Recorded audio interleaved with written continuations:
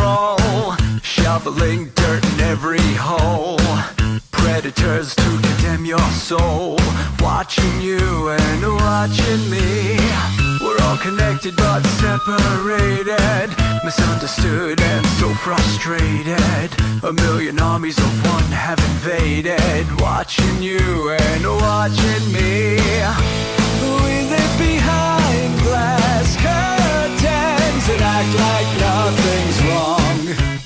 Soon you will belong. I know you're out there somewhere. We've watched you for so long. Wait for you to fall. We'll expose you all. I know you're out there somewhere watching me. Little brother wants to make headlines, be immortalized. Everyone's got an electric eye, we're the digital spies. They've watched you for so long. I know you're out there somewhere watching me.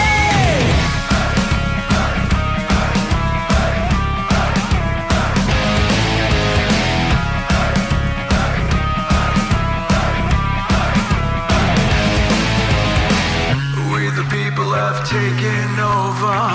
We the people are little brother, standing by to dethrone each other, watching you and watching me. Paranoid, the lens is our weapon, desensitized in our lust for attention, democratized by our voyeur obsessions, watching you and watching me.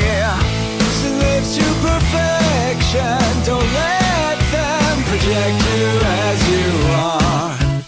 Reveal your every flaw. I know you're out there somewhere. We've watched you for so long. Wait for you to fall. We'll expose you all. I know you're out there somewhere watching me. Little brother wants to make headlines, be immortalized. Everyone's got an electric eye, we're the digital spies. They've watched you for so long. I know you're out there somewhere watching me.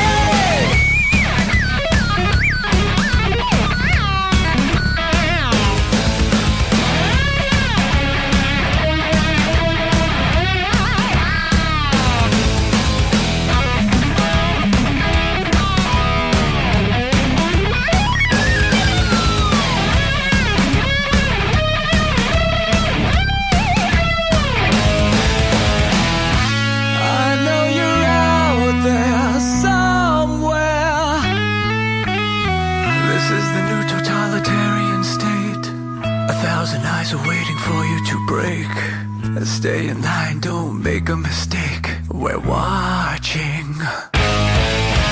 We've watched you for so long. We wait for you to fall. We will expose you all. I know you're out there somewhere watching me.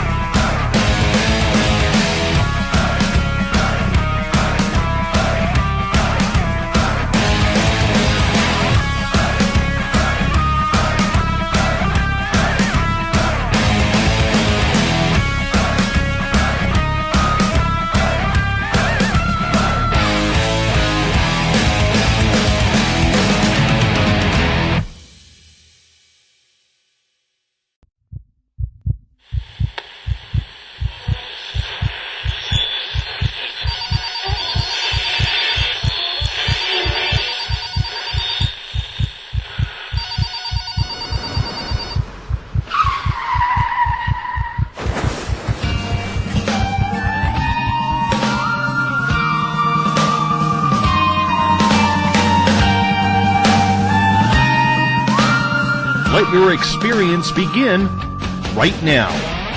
From high atop the mountains of British Columbia to you listening around the world, this is Spaced Out Radio. You can follow us on our website, spacedoutradio.com, on Twitter, @SpacedOutRadio. Give our Facebook page a like, Spaced Out Radio Show. You can follow us on Instagram, Dave Scott, SOR, or on our YouTube channel, Spaced Out Radio Show.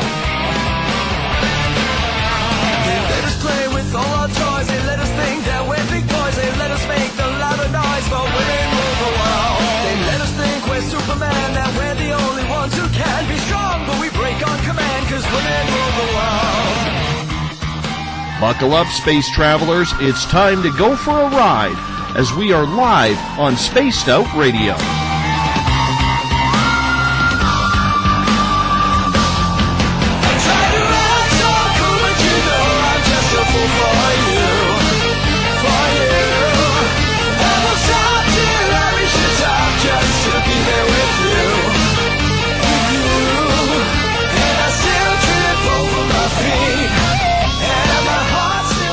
Ignition sequence start. 6, 5, 4, 3, 2, 1. Said the deeper I go, the deeper I fall.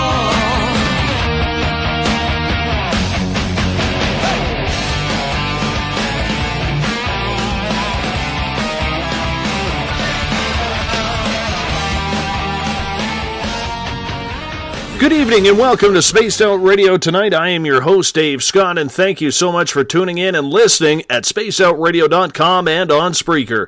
As once again we come in from the frozen Canadian tundra, battle our way past the wild animals, sidestep Bigfoot, and enter Uncle Jimbo's cabin, stoke the fire, heat this place up, and broadcast you live on this Monday night, early Tuesday morning if you're on the East Coast. Here at Spaced Out Radio, we are doing this thing 3 hours a night, 7 days a week. Why?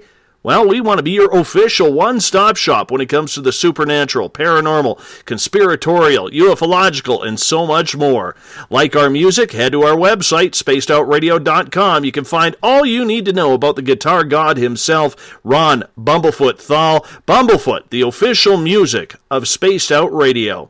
If you're a social media junkie like I am, follow me on Twitter, @SpacedOutRadio. Give our Facebook page a like, Spaced Out Radio Show. On Instagram, I can be followed at Dave Scott, SOR. Subscribe to our YouTube channel, Spaced Out Radio Show, and of course our website, which will be having a new look this week. I guarantee it is this week. I thought it was going to be today, but it's not. Just not ready yet. But this week, check out our website, spacedoutradio.com. At this time, we'd like to send a shout-out to our fans listening in on the SHR Media Network, over in Spaced Out Radio's chat room on Spreaker, along with our fans at Euphoria Chronicles on Facebook, Forest Moon Paranormal, and the SOR Space Travelers, our flagship chat room for this show. If you're a fan of Spaced Out Radio, coming soon to our website is our Space Travelers membership, where for only $5 a month, yes, just $5, you can enter to win prizes, take part in private group interviews, have a little special section on your website, and so much more. Hey, we're going to give you a hell of a lot more than just access to our archives. Tonight's show is brought to you by Rivulet Reiki and Readings, providing healings in person or at a distance. PurplePlates.com, helping heal your body, mind, and soul. The new Agora newspaper is the official newspaper of this show, and the iTunes app Spirit Storybox. It's the official ghost hunting app of Spaced Out Radio. The third Monday of every month is a day for us here at Spaced Out Radio to get a little ghost crazy. Our monthly contributors, the team of Chronicles of the Unknown, is back to delve into the paranormal realm. Chronicles is a Canadian-based paranormal team made up of Glen Ferguson, Mike Morin, Troy Ryan, and Derek White Skycloud. Tonight, two members of the team, Glen and Troy, are joining us for the full show as we get into what's happening with the paranormal. The paranormal can be a very fickle and political bunch. Why? Well, no one really knows. My personal belief is that paranormal studies should be acquainted with the study of proving life's biggest mystery, and that is life after death. Many don't believe in the paranormal, and that's their call, they're allowed. But for those who do, are we trying to prove it in what should be a common goal? Is it time to just play with ghosts? Is it just using this as a hobby to communicate with the other side? Or, if we screw our heads on a little tighter, is it scientific, where people research to try and push the limits of proving the age-old question?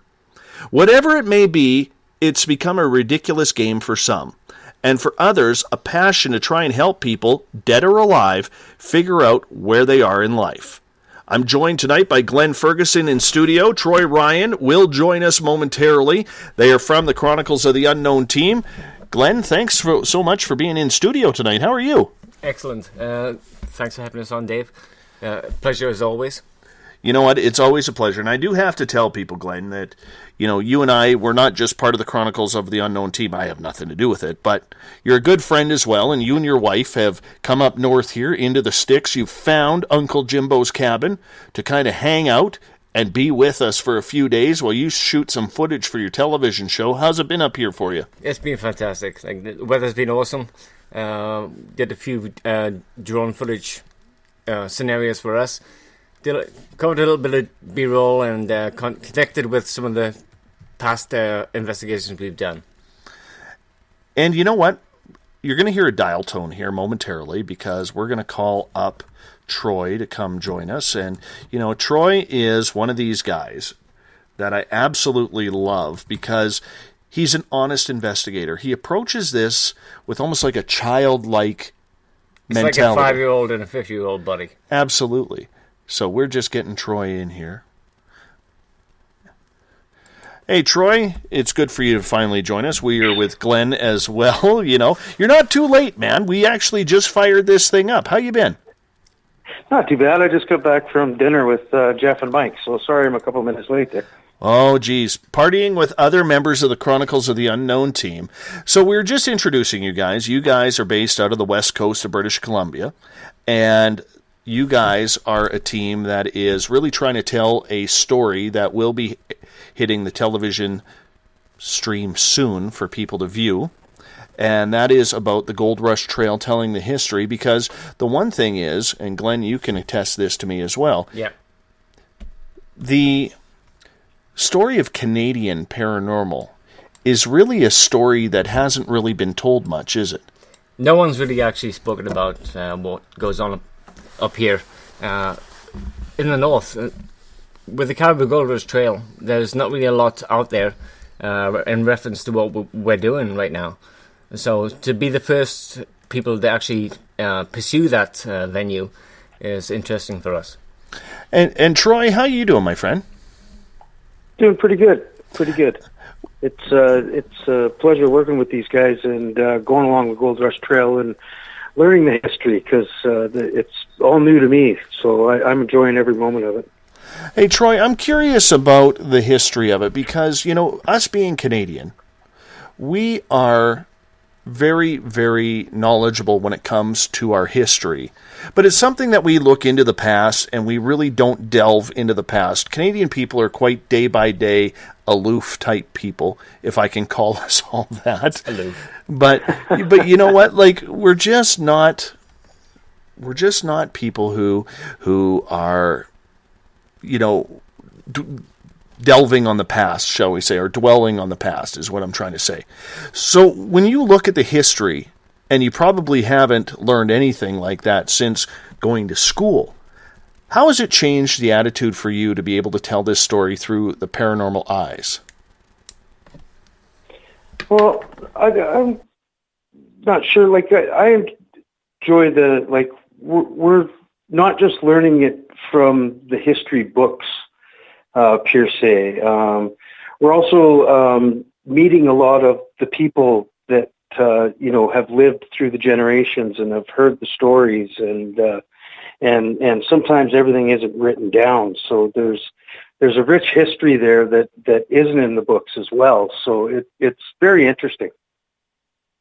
And Glen, what is your take on that in regards to telling a historic story rather than being defined as a bunch of ghost hunters who just go into an old building and say, "Yep, we found ghosts"? Coming from us, especially for me, I came from England, so I didn't really have a lot of history on Canada to begin with. But to find out the history, which has not been delved into yet, is an interesting concept. What makes it so interesting? It hasn't been told yet. It's one of those things that, beyond the California gold rush, no one has actually really talked about what happens beyond the border. And to go beyond the Canadian-US border and track it up all the way to Dawson City in the Yukon has been fulfilling for us. Troy, when you look at growing up in Canada, what you have learned on just the last year of filming Chronicles and getting really in depth with some of these smaller towns, communities, cities, and buildings, how much history have you learned in regards to how we do things and how Canada was really made, and especially during the gold rush when everybody was searching for millions? Well, everybody certainly worked very hard back then. It certainly wasn't an easy life. They had to build all the roads, and 100 years ago, nothing was here. Just it basically, if you wanted to go anywhere, you had to cut your road along the way as you went. And that, I guess that's probably the way they found a lot of these gold deposits as well. When you get into the paranormal and you start delving into what everything is like, Glen, yeah, are you surprised that there are so many ghost towns? And you're focusing just on British Columbia right now. Yeah. But the further north you go out of the Vancouver area, and for anybody who's ever traveled to the Vancouver area, British Columbia's population is about 4.5 million people. Yeah. The lower mainland of British Columbia, which is Vancouver, and then you go southeast, okay, right before you literally hit the Fraser Canyon, which is like a miniature version of the Rocky Mountains. And when you go into that territory, from then on out, you have maybe a million and a half people, but that whole area, you're dealing with 3 million people who really don't venture out too far. So when you decided to do the Gold Rush Trail, were you surprised at how many ghost towns and old stories there were to actually tell in these communities? I wasn't really surprised with the amount of Gold Rush trails or ghost towns that would actually allow us to come into their community. But what I did find when I was in those communities, especially the smaller communities like Likely, we found that a lot of people were tight-lipped about the ghost events, which was kind of interesting for me. They talk about the history, but as soon as you talk about ghosts, they kind of shut up, which is okay. Give them a few days to warm up to us, but within 2 days they were spouting off stuff which we weren't expecting.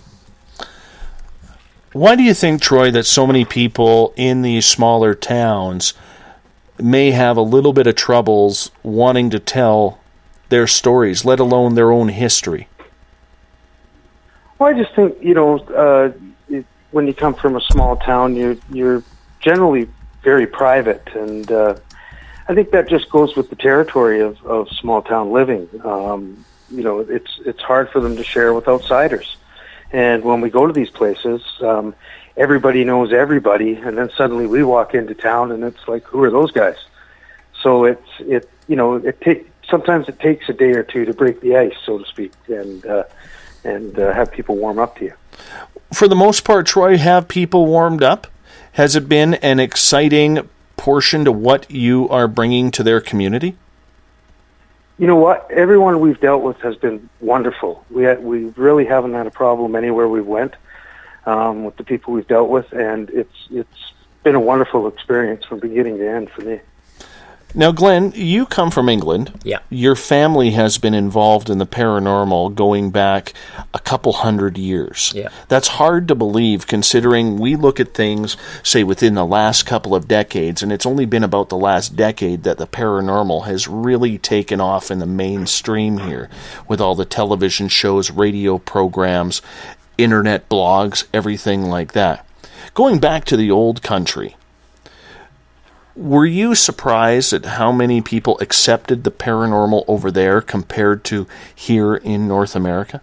I find that a lot of people in the US are pretty much game for it. Up here in Canada, it's been a little bit tough to break the ice as far as actually getting into locations. We've been as far north as Barkerville right now. We're intending to go a little bit further north in the next little while. But yeah, it's been interesting to see how people perceive the paranormal here in Canada as opposed to in the US. Why do you think there is such a difference, Glen, in the reason why people here in Canada just really haven't opened up to spirits and ghosts just yet? Do you think it's because Canada, I read a recent stat saying that 45% of the population is now considered either atheist or agnostic? That would probably make a good case for a listening audience to perceive that. But I'm not quite sure how it is up here in Canada as opposed to the US. The US was a little bit more open to the idea of actually investigating. Up here in Canada, it's a little bit more tight-lipped, especially when you get past the border. Have you investigated, and this goes to Kat's question in the Spaced Out Radio chat room on Spreaker, have you investigated any other province than just British Columbia, or is it focusing on British Columbia, telling this story, and then moving eastward? Personally, myself, I worked in Winnipeg. We did the, Marlborough Hotel. Did a convention there way back in 2013. We did encounter some interesting stuff there. I was working with Keith Age at the time from Kentucky. But other than that, not really a lot. I'd like to get into Alberta and probably Saskatchewan, because those places have some really interesting locations for us. Do you think, though, that there's a lot of hidden gems that have never been investigated, or buildings that maybe haven't even been opened yet in a long time, the further north you go, whether it's British Columbia, whether it's through the prairies, or even more eastern? For us, just venturing north in British Columbia, what we're doing right now for season 1 of Chronicles of the Unknown, has been an eye-opener. Some people perceive what we do is kind of interesting, some are kind of tight-lipped, but we've worked out as best as we can over those locations. Troy, what about you? You're kind of the rookie of the team when it comes to paranormal investigation. Do you still get excited for it? Yes, I do. I get excited when we're going into places, not knowing what to expect and stuff like that. But I am starting to notice, actually, in all of us, it seems that I don't want to say we're getting jaded or anything like that, but it's almost like like in the last place we were in, I was up in the top of a cabin. It was pitch black. I couldn't see anything through the camera, except through the camera. But around me, it was pitch black. And when I looked through the camera, I could see bats flying around in the room, which I didn't like. And I was wearing this cowboy hat, and I was waiting for one of the guys to come up and join me. And I was up there for a few minutes. And anyways, all of a sudden, my hat just about got knocked off my head, and it didn't even faze me. I was like, oh well, that must have been a bat. Even though they have radar, they're not supposed to fly into you. But but in the beginning, I might have gone screaming out of there, but no, it didn't even faze me. I liked Glen's interpretation of you, and as people know, Glen has been hanging out at the old SOR cabin here for the last few nights as he gets more footage for the seasons of Chronicle of the Unknown. And one of the things that I am very interested in, and we talked a lot about you, Troy, in regards to this, that you're kind of like on the investigation, a kid getting ready for Santa Claus in the morning, because you bring a real innocence to the investigation. And Glen was saying that he feels that is quite a strength that you have, because you ask the simple questions that many people forget. Do you take that as a compliment, as saying, you know what, you ask the easy questions, but they're not easy because you forget about them? Or do you take that as, this is the way you investigate, this is the way that you want to know things, and if you want to know it, there's probably 100 other people who want to know those same questions as well?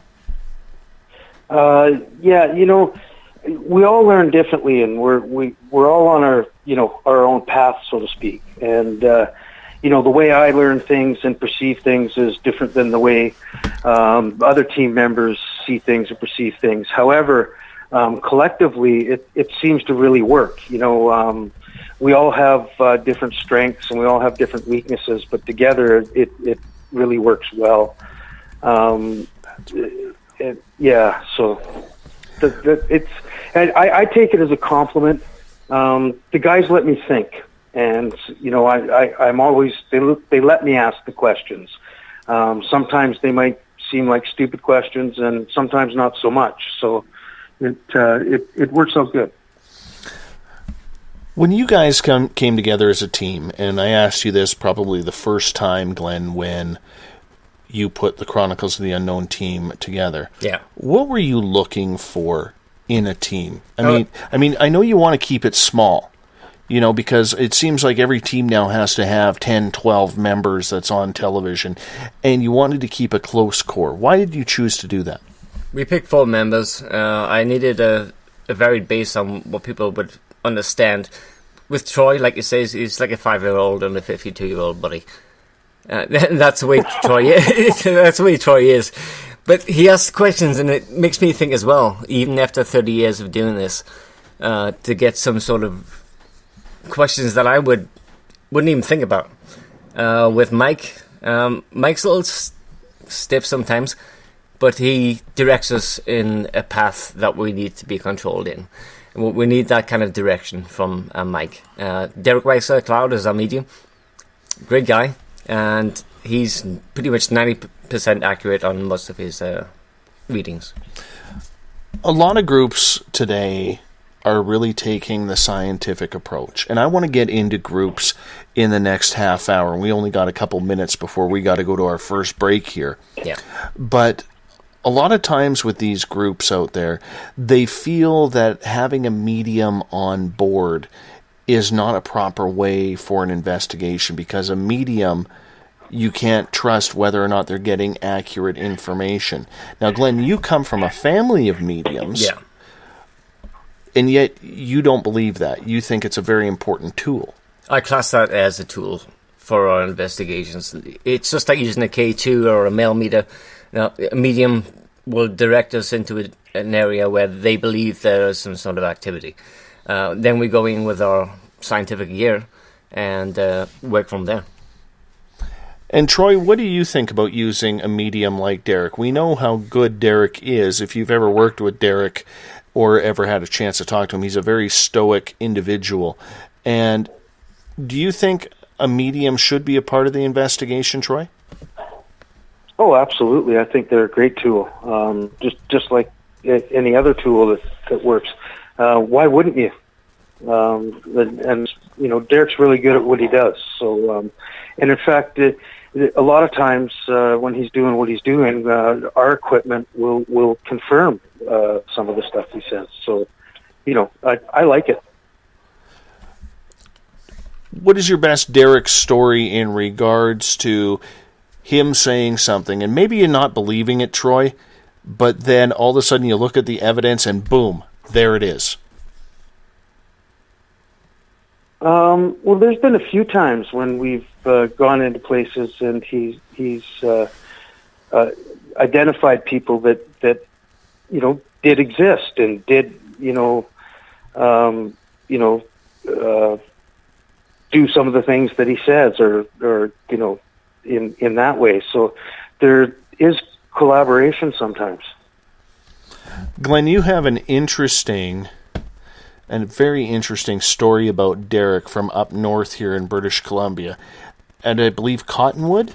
Yes, it was. Okay, where Derek had gone behind a building and told a person there was something buried there. Could you tell us that story?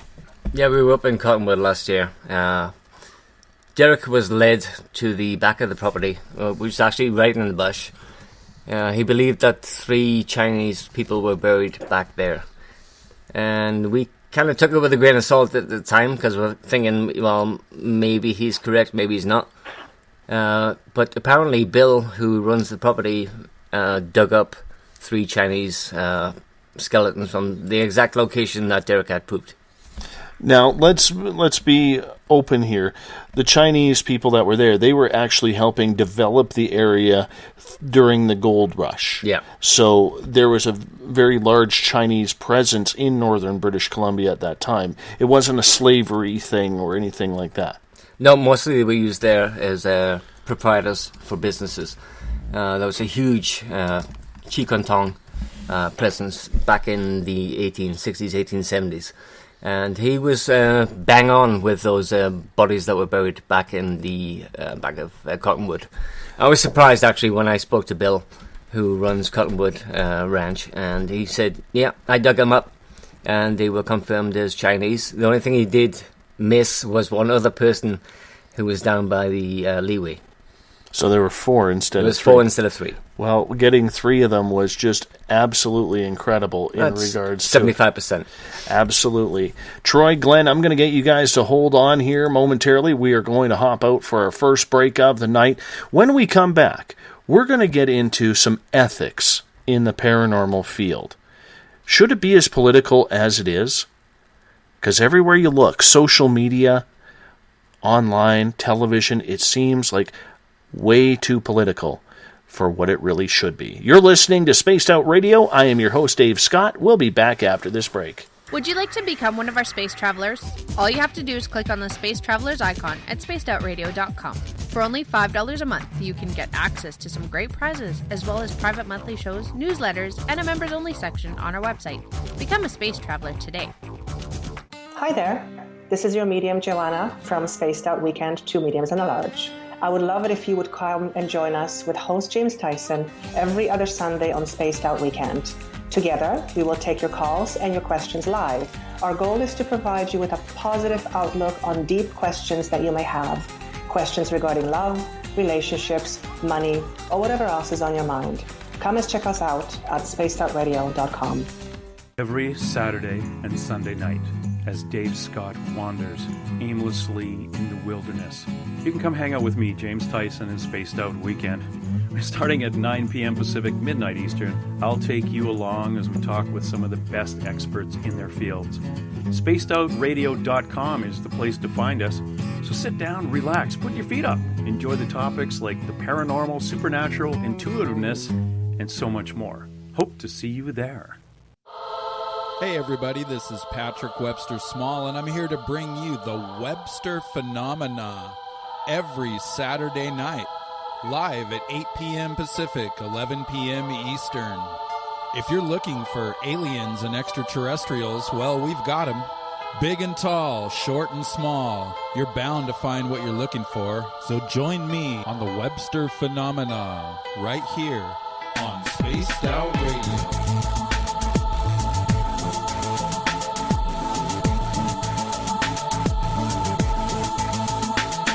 Visit purpleplates.com today. For over 40 years, the Purple Energy Plates have been delivering amazing results for their many customers.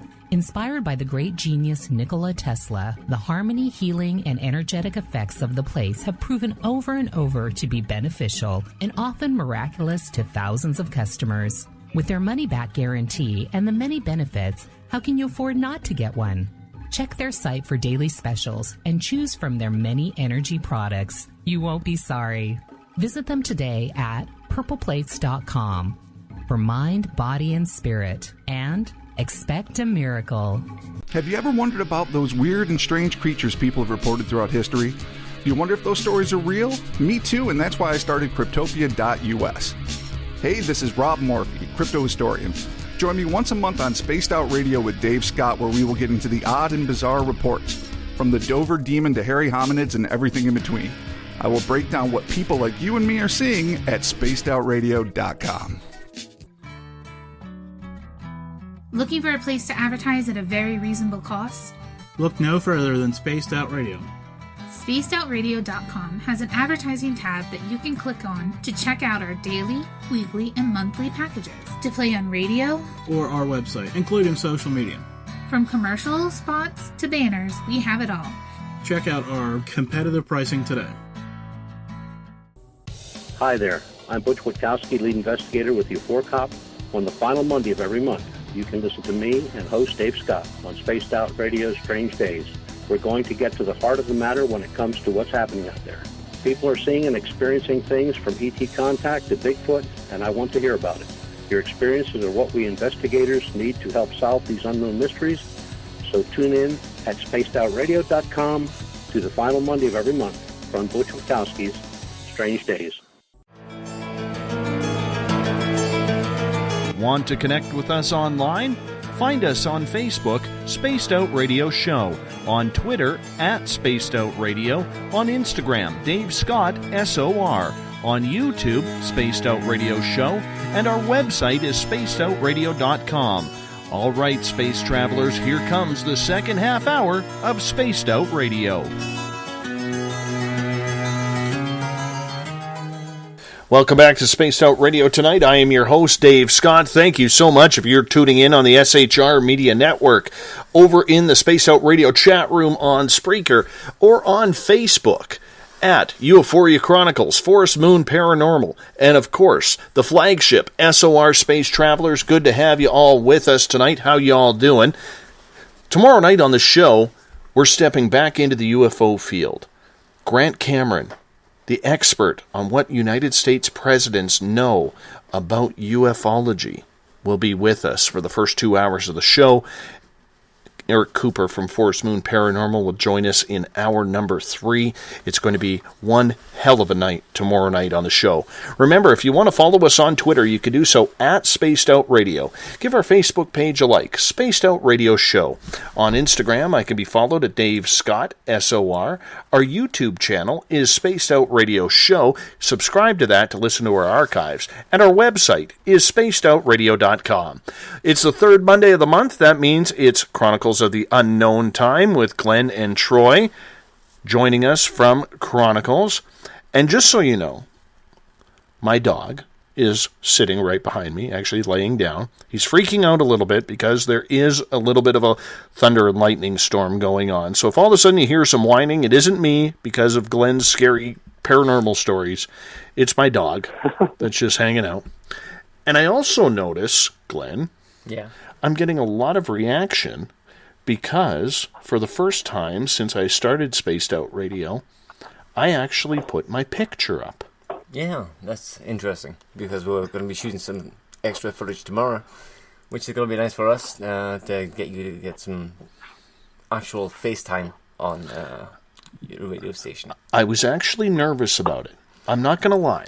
I was actually nervous about, lack of a better term, coming out to the Spaced Out Radio listenership and the people who follow this show. And there's a couple thousand who do. You know, I liked the anonymity of radio. But the more I thought about it, and the more that my real loyal listeners told me, we got to know who you are. Yeah. If you want to create a better audience, this is what I was told a number of times over the last few weeks. If you want people to follow you and to understand you, you got to come out with a photo. You have to let people know what you look like. So I did that today. That's what I did. That's what I accomplished today. That's a bonus. Well, scary for some. Scary bonus for you. Yeah, scary for some. Troy, you got pictures. Is that the new photo? Is that the new photo on your messenger? It is. Yes, it is. It is. Yeah, I saw it. That's a good picture. Well, you know what? I doctored myself up to look much more pretty than what I usually am. So I wasn't going to say that, but that's up to you. Well, I'll say it. I have no problem. I'm very self-deprecating when it comes to that. Anyways, we're talking about the paranormal tonight with Glen Ferguson and Troy Ryan from Chronicles of the Unknown here tonight. And I appreciate you guys stopping by because we like to do this once a month. No problem. With you guys. So I want to get into a few things that are kind of nipping at my tail in regards to the paranormal. Okay. I've taken not a lot of heat, but I've had a lot. If there's one complaint a lot of people have about Spaced Out Radio, is we don't do enough paranormal. And it's funny because a lot of times when I have tried booking paranormal shows, like people will always say around here to me, why do you focus so much on UFOs and ETs? Why do you never really delve into the paranormal stories? And I want to preface this by saying, it's not that I don't love the paranormal, because I do. Learning about it is fantastic for me, because one of my biggest anxieties is death. Yeah. I don't like the thought of dying. Because what if, in my mind, and I'm sure a lot of people go through this as well, what if we're one and done? What if there is no life after death? What if that's it? Like, when you go, you go. And that scares the hell out of me, because much like everyone here, I like living. I do. I like watching my kids grow. I like hanging out with my friends and family. But, unfortunately, we all have a time limit that we have to accept.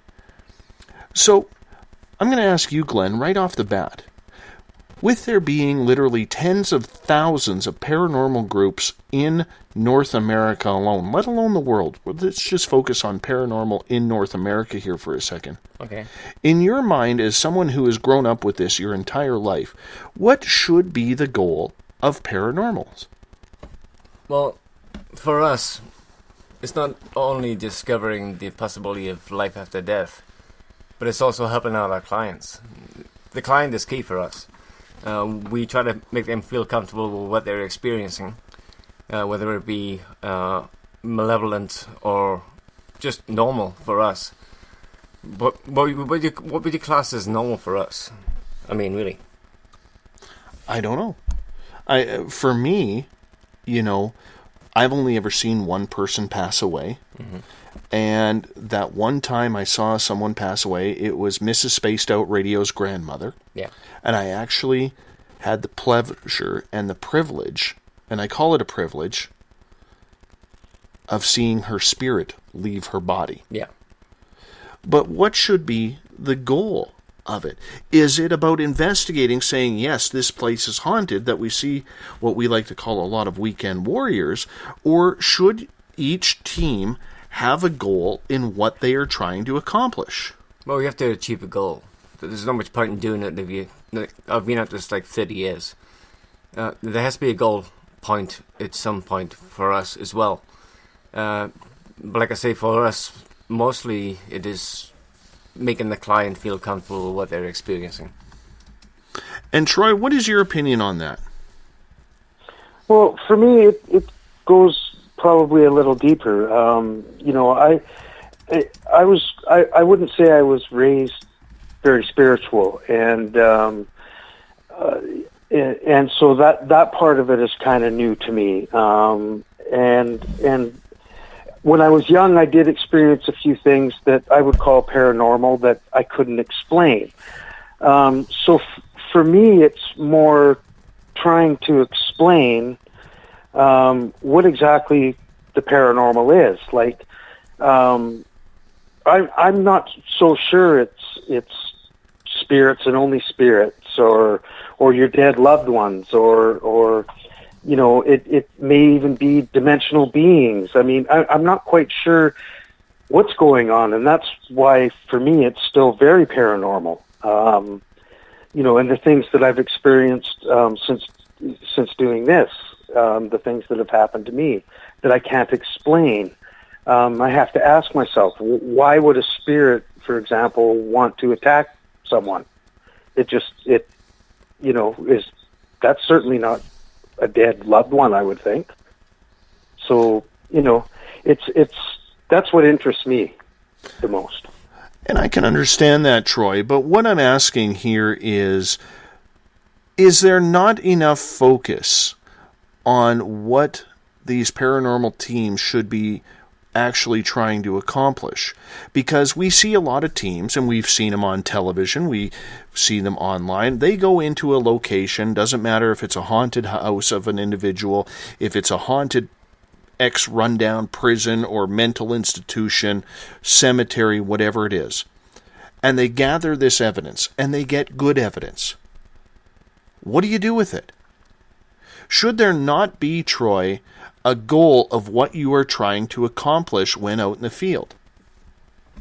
That's true. There does seem to be a lack of a goal in that way. Everybody seems to be doing their own thing. In fact, I remember discussing with Glen once that I found it was odd that in some of these locations where they seem to have just fantastic evidence and team after team that, would go in there and get good evidence, I'm always amazed why these people don't get together maybe along with scientists and actually go in there and study what's going on. You know what I mean? That part never seems to come to fruition, and I don't know why that is. What is your point and take in on? What is your point then, or that Glenn, that you think in regards to that? It's a combination of thrill seeking. I'm not quite sure how that works out, but for me, it's getting back to the clients and letting them know what's going on. A lot of people just go in there just to get a thrill. I'm not quite sure whether the thrill comes from and whether they're actually going to go back to the client and respond with some sort of information to keep their mind at rest. But it's interesting how people perceive what we do. I think a whole bunch of that comes from television as well. And I can understand that, Glenn, in regards to hanging out and, using it as a thrill to communicate with spirits, because I've done it a few times now with you. Yeah. You and I went out just a couple of nights ago to a local museum, and there was spirit activity right there with a little girl who we had met previously at a previous investigation. And we met her on that previous investigation at that particular location, which was kind of interesting for her to speak to us just slightly off property. We were getting hits on K2s, millimeters. We were getting responses on EMF and EVPs. But it's kind of odd that the people at that time who were on location weren't really getting anything. And Troy, do you think when it comes to these paranormal teams, we always hear people online talking about, and I don't know whether or not it can be possible or not, we always hear people talking about paranormal unity. That people in the paranormal need to come together, they need to have a common goal, because there seems to be a lot of tension in between groups. People insulting other people for the way they investigate, saying certain gear doesn't work, or criticizing mediums who are involved, or just being truly egocentric. Does it amaze you how much of this is actually going on in the field of paranormal? I'll be perfectly honest with you, Dave. I really don't pay much attention to it. I focus on what we're doing, and I'm really not a big-time social media person myself. So, if I see anything that's negative towards me or my team, I generally just tend to ignore it. If I see things against, people say things about other teams, and again, I generally ignore it. It's none of my business. I worry about what we do and what I do, and that's it. That's what concerns me. Let's get to a couple of questions before we continue the conversation in regards to paranormal teams. We're going to start off in the Spaced Out Radio chat room on Spreaker. This one coming from Kat. And we'll start with you, Glenn. Do you have a favorite place to investigate? Maybe an old hospital, cemetery, or private residence? Yes, I do. I've been working for the movie industry for a while, pretty much as a background performer. But one of my favorite locations is a insane asylum in Coquitlam. It's called Riverview. I've been there a few times working on set, and I've had the opportunity to walk around and hit some of the tunnels underground which connect the buildings together. And for me, that is probably the most exciting place I've ever been to. And how about for you, Troy? What do you prefer to investigate? Do you like going into a private residence and helping people, or do you prefer going to something historic, maybe like the town of Barkerville, which is about 8 hours northeast of Vancouver? Oh, I definitely prefer going to the historic places. There's no doubt in my mind about that.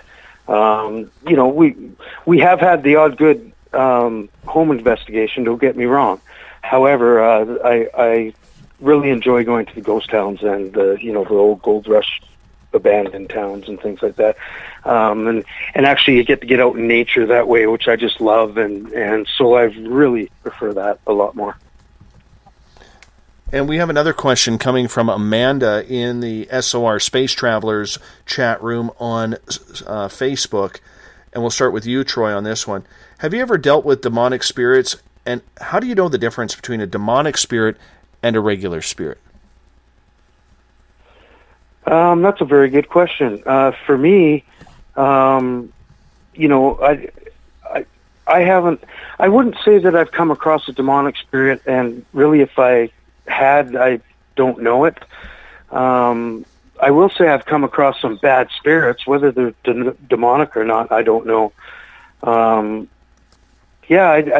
I wouldn't know how to do that. I asked Glen that once, how you tell, and he told me they smell like shit, and I haven't smelled that yet. So,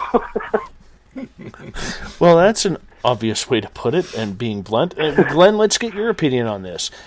I mean, I've never come across a demonic spirit. I've never had any poltergeist activity when I lived in a haunted house. Yeah. I do know that when I did live in a haunted house and worked in a haunted building, the building was just absolutely psychotic.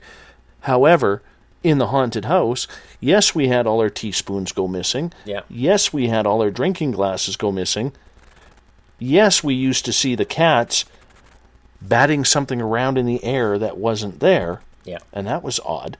But we never had any poltergeist-type activity where we would see chairs moving or pictures coming off the wall or anything like that.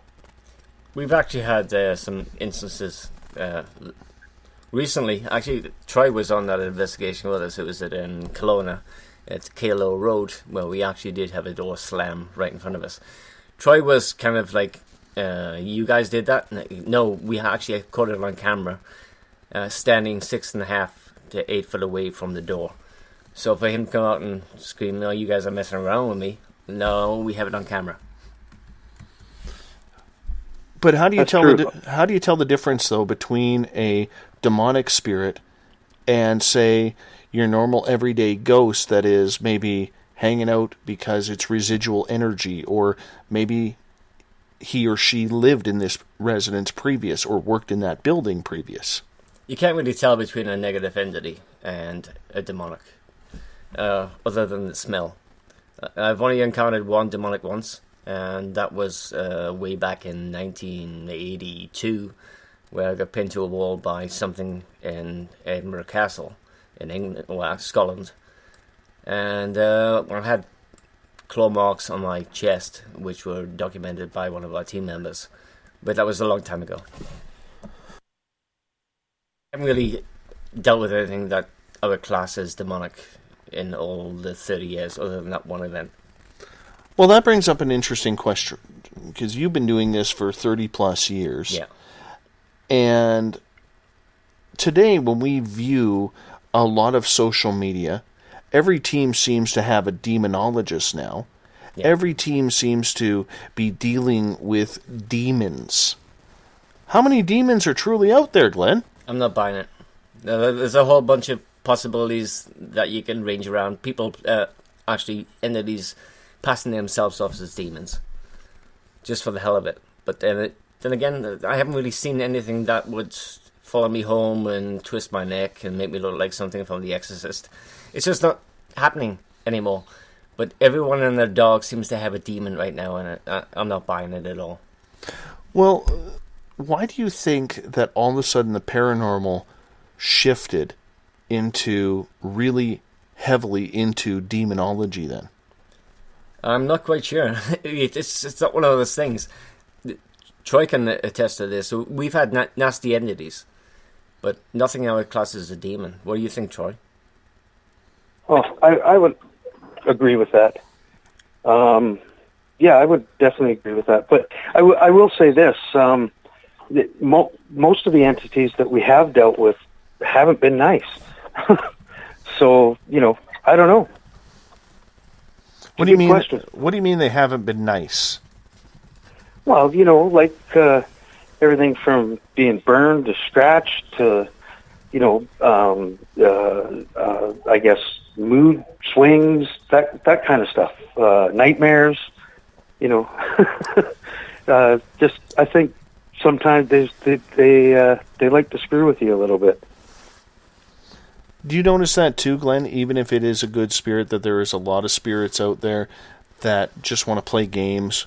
They just want to fool around, and maybe they know they're dead, and they just want to tease you and bug you and see how far they can push you because they know you're still living. Well, we come back from a few investigations where most of our team has been affected in one way or another. Mostly attitude. Like, Troy can attest to this, where he's come back home and he's made his wife cry and his mother cry. I've done the same with my wife, and I'm pretty much sure that Mike and Derek have had the same issues as well. So what you're talking then is spiritual attachment, and that actually gets to Amanda's question in the SOR Space Travelers room. Have spirits ever followed you home and bothered your family? So yes. What happened with you, Glenn? Yes. There's been many times where I've left an investigation where I've had my wife pull over to the side of the road so I can puke. And that's not uncommon for me, because I'm pretty sensitive to begin with. And Troy, what happened in your situation? Oh, I went through a period of probably about 4 days where I was super agitated all the time and just around anybody and impatient, and I was fighting it constantly because I knew that I kept questioning why am I acting the way I'm acting, but I couldn't control it either. It was a real battle. What lasted for about 4 days. It wasn't fun. Explain to me, if you don't mind, Troy, what you mean by you couldn't control it. Because I think for a lot of people, when we think we have a spirit attached to us, that there's some dude standing over our shoulder, just kind of, hanging out with you and maybe, tripping you or causing you to, fall over or something along those lines. But, I mean, when it gets to changing your attitude and the way you normally are, I need you to explain that. Well, it was, you've met me, Dave. How would you describe me? Would you say I'm generally a happy guy mostly, or? Yeah, happy, cordial. Absolutely. And for about 4 days there, it was like I was agitated, and, my responses were, sharp and short, and just, I wasn't fun to be around. And I couldn't, as much as I knew I was doing it, I couldn't stop doing it, and I couldn't figure out why I couldn't stop doing it. It was just odd. I didn't feel myself. And how about you, Glenn? When you see that happening, do you know when it's happening? If you have a spirit attached to you? No, we spend a lot of time protecting ourselves with smudging before we go into an investigation and protection prayers. And when we get done at the end of the night, we do the same thing again. We try to cover ourselves as best as we can. Everyone has certain beliefs, whether you believe in precious stones or whatever, to give you some sort of protection, or maybe you believe in prayers, or believe in God, or you have your own Wiccan beliefs. It's tough sometimes when you go home and all of a sudden you're turning into an asshole. Well, I mean, you don't look like an asshole. I don't look like an asshole. But, it's one of those things where you just get home and all of a sudden you're not yourself. You're a little bit different from what you perceive. The good thing, too, is we've worked together long enough now, and we know each other well enough that we usually, one of us will know when something's wrong with the other one. And we'll usually, if that's the case, we'll get together and take care of business. Yeah. A couple questions coming from the SOR Space Travelers room on Facebook. We'll get to Amanda's question first. Why do you think that there are more male paranormal investigators than female? Troy? Don't know. I have no idea. I don't think there's... Maybe... Good question. There should be more. It's odd though, because half of our team with the Canadian Paranormal Society is half female. But for some reason, we tend to gravitate towards males on Chronicles of the Unknown. Would you like to add a female? I'd love to add a female. But then again... Well, you know, in the beginning, we were talking to our wives, but none of them were interested. You were going to say, Glenn? It'd be nice to add a female to the mix, but we've attempted to do that a few times within a few episodes, and it just didn't seem to work out. Gentlemen, we are going to get you to hold on for a moment here. Man, that was a quick hour. That was a very quick hour. We are joined by Glen Ferguson and Troy Ryan from the team Chronicles of the Unknown. They join us the third Monday of every month here on Spaced Out Radio as one of our monthly contributors to this show. We're going to get more into the paranormal right after this. You're listening to Spaced Out Radio. I am your host, Dave Scott. We'll be back right after this.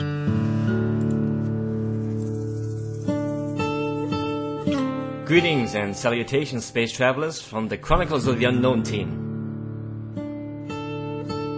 What is Chronicles of the Unknown? I keep hearing about this thing. It's a new paranormal reality TV show based right here in beautiful British Columbia, Canada. Follow our team as we uncover claims of activity on the Caribou Gold Rush Trail. You can also follow us here every third Monday, where 2 members of our team will be available to answer your questions.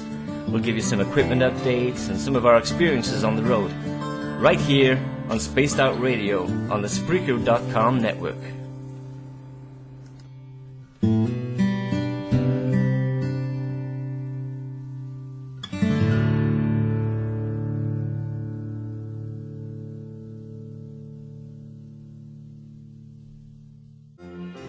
Do you believe you've been in contact with extraterrestrials? Have you seen the Greys, the Mantis, or the Reptilians? I am Samantha Mullet, and on the second Tuesday of each month, you can listen and learn from my experiences with off-worlders on Spaced Out Radio's The ET Experience. With host Dave Scott, we'll sit down and chat about what's going on with our friends from other worlds.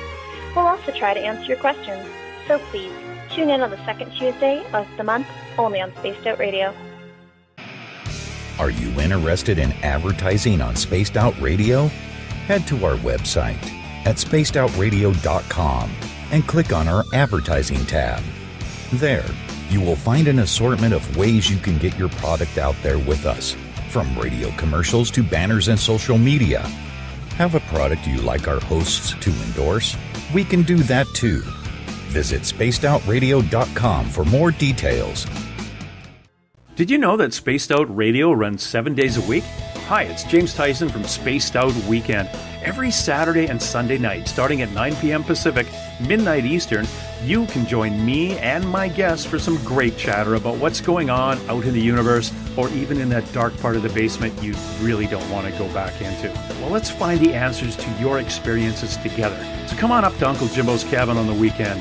For more information, look us up at spacedoutradio.com. You hear footsteps in the empty room above you. A rocking chair begins rocking by itself. Don't be afraid of the things that go bump in the night. Reach for Spirit Storybox, the iPhone app the Huffington Post UK called the only ghost hunting app you will ever need.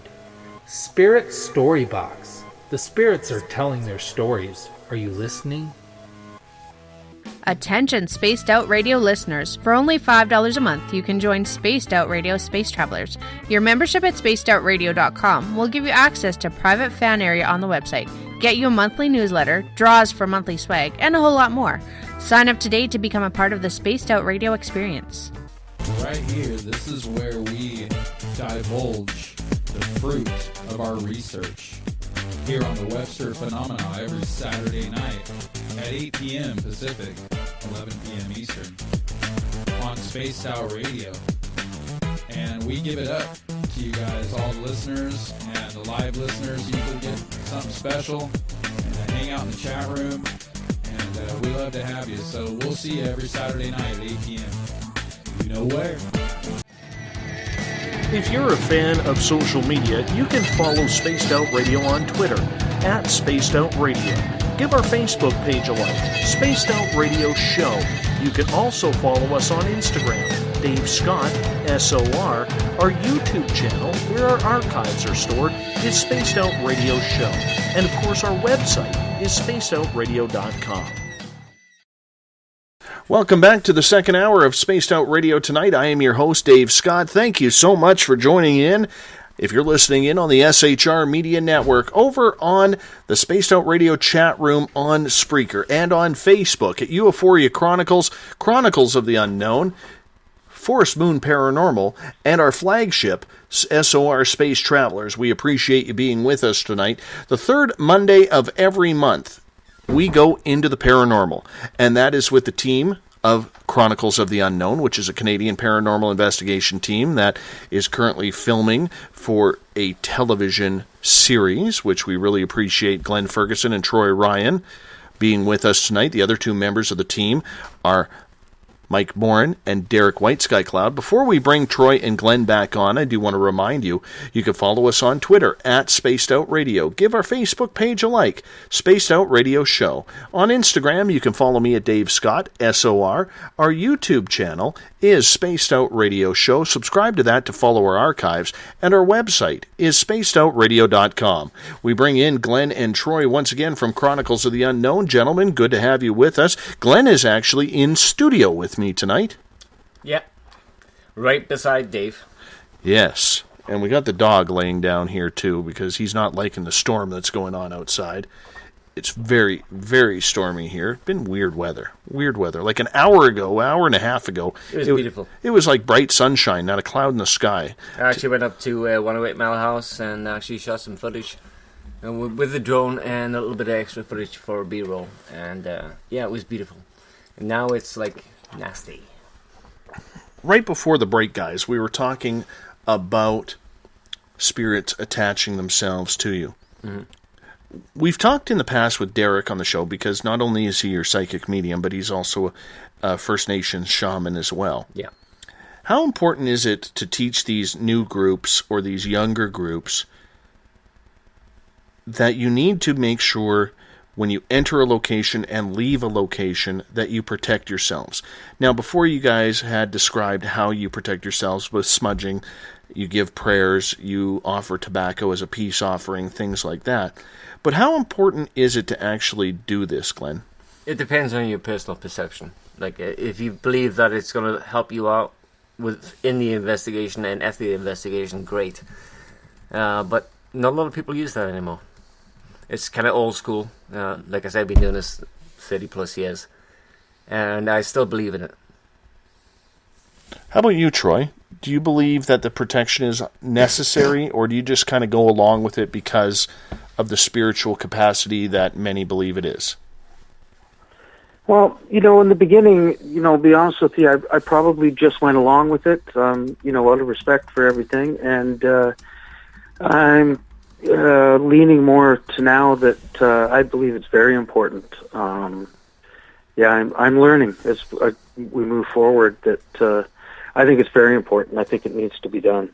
You need to protect yourself. As I say, these whatever it is seems to have the ability to, screw with you. So why wouldn't you want to protect yourself? And, even if it works a little bit, I'd rather, try something than nothing. And yet you guys have actually had it happen where, say you've been so excited to get on an investigation, Glenn, where you've skipped the process and some not so good things have happened because of that. Yeah, it's pretty much worked to our detriment on a few locations where we rushed into a location and tried to investigate without any prior protection. But I agree that we do need to do that prior and after every investigation. So when you get, Glenn, rookie groups who are out there saying, hey, I want to start the paranormal, I want to get my own paranormal team doing, maybe it's not about a TV show or anything like that, because we know that everybody seems to have a pilot, especially down south. Yeah. But when they want to start that, is that something that you tell them first and foremost to do, or is that something that you feel that every team needs to learn on their own? I believe that every team needs to learn on their own. If they're in it for a while, if they've been doing it for a while, then they'll figure it out by themselves. You do tend to try and advise at some point, but it's not necessarily taken that way. Troy, when it comes down to the whole smudging aspect, when you were talking with people about the paranormal, do you think they're a little surprised that you take the time to do that? No, I don't. Most people understand and understand why you would do that, and most people are respectful of that, and most people have heard of it. So it's not. I don't think it's that far out there, really. I have a question coming from Bill Cardwell in the SOR Space Travelers. Bill also sets our nightly password in the SOR Space Travelers. Tonight's password is clairsentience. If you're listening in and you're in the SOR Space Travelers chat room, the password tonight is clairsentience. But Bill's question is the following, and we'll start with you on Troy. With you on this, Troy. Is it possible for a spirit or entity to attach to someone for life? Have you ever heard of that? You know what? I've never heard of it myself. Nothing comes to mind, but I would suggest that it is possible. I don't see why it wouldn't be, quite frankly. Glenn, have you heard of that? Not for life, no. It's generally for a short period of time, and they generally attach to someone who's younger. Generally girls between the ages of 12 and 15 seem to be the most obvious. But beyond that, no, I've never ever heard of a lifetime attachment. Yeah, me either, man. It's something that I think would be quite scary. Yeah, it would be. I do too, but I still think it could be possible. Like, what if you just don't know? And everybody thinks that, you've just always been that way. Or, I don't know. I just kind of think it's possible. Well, and that's very, very true. Let me ask you guys this. This is a question, out of all the times you've been on here, I've never asked before. And Glenn, we'll start with you on this one. There's a lot of a younger generation that is getting into the paranormal. They're a lot more open. They're a lot more in tune with wanting to find out what's truly out there. How old should someone be before they start investigating? For my personal opinion, I would guess 18 would be the age to start looking into it, if you wanted to go ahead and do that. But be careful on what you wish for, because it can be a little bit nasty. Nasty how? Nasty. A lot of teens tend to gravitate towards graveyards. Graveyards, you're open to pretty much everything, because everyone wants to talk to you once you start communicating. And the possibility of an attachment coming back from one of those locations is pretty high. Troy, when you get younger people, because you have children, and they obviously say, hey, my dad goes and investigates ghosts and spirits and all sorts of stuff, it always seems to come up in conversation around everybody. Hell, in my daytime job today, I had a client come in, and him and I ended up talking about UFOs and ghosts and everything along those lines, and he kind of leans over to me and he says, you know what, I'm going to check out your radio show because I think I've been taken, and I just don't know how. So you get those types of people who want to talk, but when you're chatting with your children's friends, and I know your children are a little bit older, Troy, but do you think that you really tell them, look, this is dangerous stuff. This isn't, it may look like fun and you get all this really cool gear and everything, but there is a serious side to it. We haven't really divulged into it that much. I mean, I show them some of the stuff I get, and they just kind of look at it and go, oh, that's cool. But for the most part, they're, disinterested doing young people things. They're not really interested in the paranormal so much. But do you actually look at the idea, Troy, that for these younger people who want to take part and get to know about the paranormal, do you tell them that there is risk to it? It's not what you see on TV. Oh, definitely, definitely. They know, about the smudging and the praying and salts and crystals, and we have discussed it. So definitely, I would tell people, especially if they were someone that was interested and wanted to get into it. Like if one of my kids, for example, wanted to come on an investigation, then it would absolutely be a topic of conversation, 100%. I'm curious about you, Glenn. You have a daughter. Yeah. Has she ever wanted to investigate ghosts with you and Mother? She's done one investigation with us at the Coleman Hotel in southern British Columbia. She was kind of curious about it. We had a whole bunch of moths and stuff in the basement of the Coleman Hotel where she did her investigation. And after that, she was pretty much done. She's like, no, I'm not doing this anymore. Finished. It was just sort of the moths. Retired. Yeah, right there. Retired right there. And she's just turning 22. She is connected, though. She just hasn't accepted it yet? She has an ability, which she knows she has. I'm not sure if it passed the generation with me, but pretty much all the females in my family have had some sort of ability to connect. When it comes down, and right before the break, we were talking about paranormal etiquette, paranormal teams, and how it should be a unity, but it will never be unified. It will never be unified. I'd like to get a little bit more into that, because I think for a lot of people, they don't really understand really what is going on. What do you mean by that, Glenn? Every group has their certain opinion on how an investigation should be conducted. We don't agree on a lot of things, generally with most groups. Now, you can look at TAPS and all those guys. We just don't seem to have the same ideas on how to investigate, which is a tough thing. Now, you can always say that, paranormal unity is a good idea, but on paper, but in reality, it just doesn't work. Could it work, though? I believe it could work, but there's so many egos out there right now that it just kind of goes by the wayside. What do you think causes the most tension in between ghost hunters? We've seen people take a lot of heat and ridicule for trying to get a hold of a spirit right after they pass. Okay, and it's usually with famous people. This person does that. We've seen other groups copycat what other teams are doing and then try to debunk that original team coming into a location. Is it just that cutthroat out there? It's that cutthroat. Like, you look at a lot of teams that are out there right now are based on television shows. That what you see on TV is probably the best 40 minutes of a 8-hour to 16-hour investigation. Because when we do investigations, we're not there for just 8 hours. We're there for like 3 days.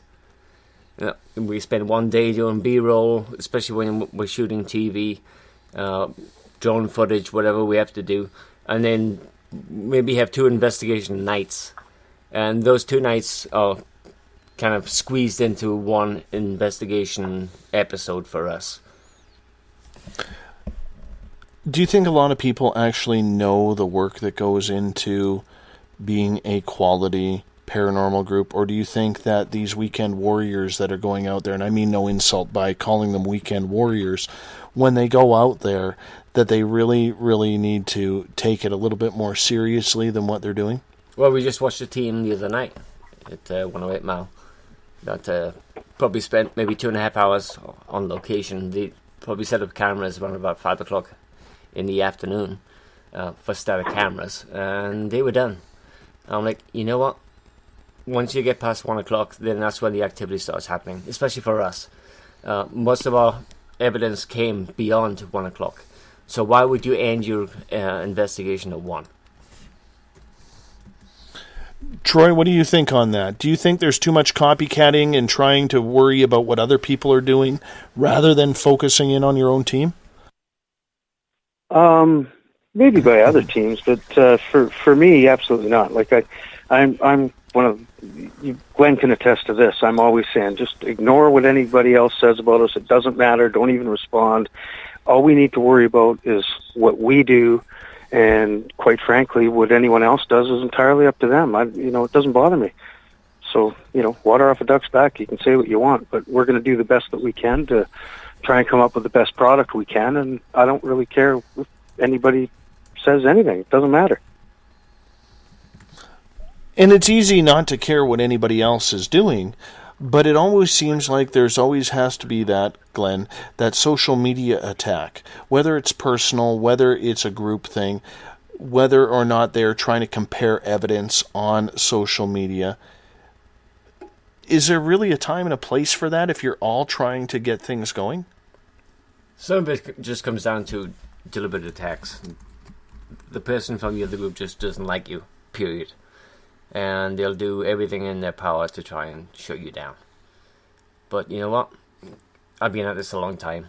I don't really care anymore what people think, reference how we investigate locations. We do the best we can, and we spend numerous days on a location so they can kiss my ass, basically.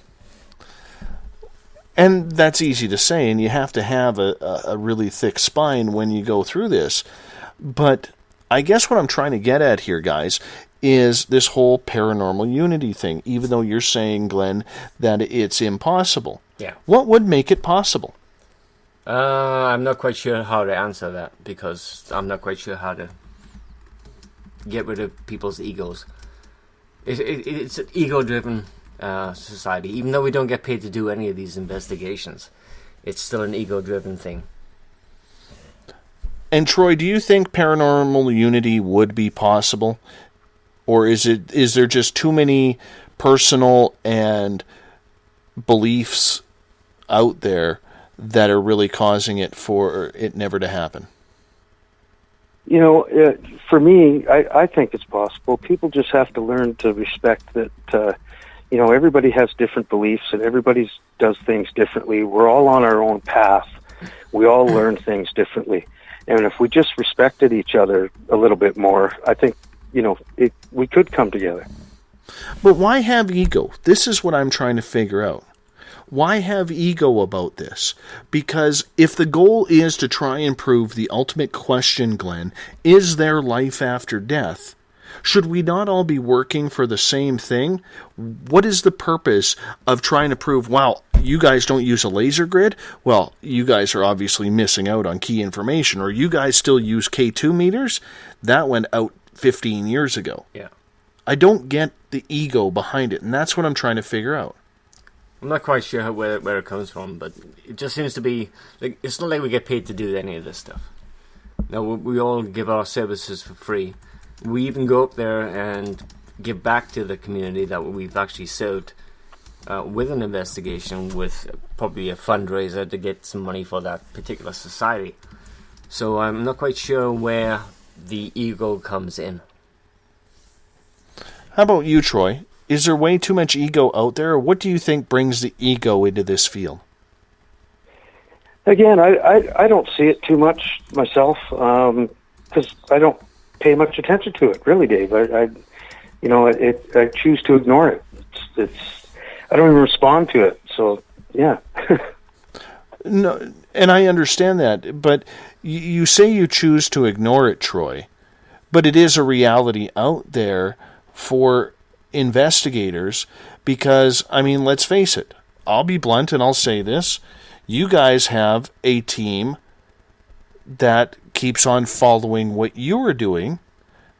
There's no reason why, but every location that you guys do, they always seem to pop up, they always seem to try and debunk what you guys have done, even though they haven't fully seen your information. What would be the purpose of that, Troy? I have no idea. It, as I say, it doesn't bother me. It's, we go in and do what we do, and that's what's important, and we're going to try and put the best product out there we can. Glenn, what about you? What do you think about copycatting? Well, that's pretty much what Troy just said. We do the best we can at every location. We spend numerous days on site. It's not like we just pop in and do a couple hours and then we're done. We spend days there. We talk to the people who are on site. We talk to the locals and see what kind of information they can give us. But it's one of those things where everyone wants to try and outdo someone in this kind of field. For some reason, I have no idea why that happens. Now, back in England, when I was working over there, I had no problem with other groups. Not everyone shared information, but there's a lack of that over here. No one wants to share anything. That surprises me that it is that much different over in England where you're from compared to over here.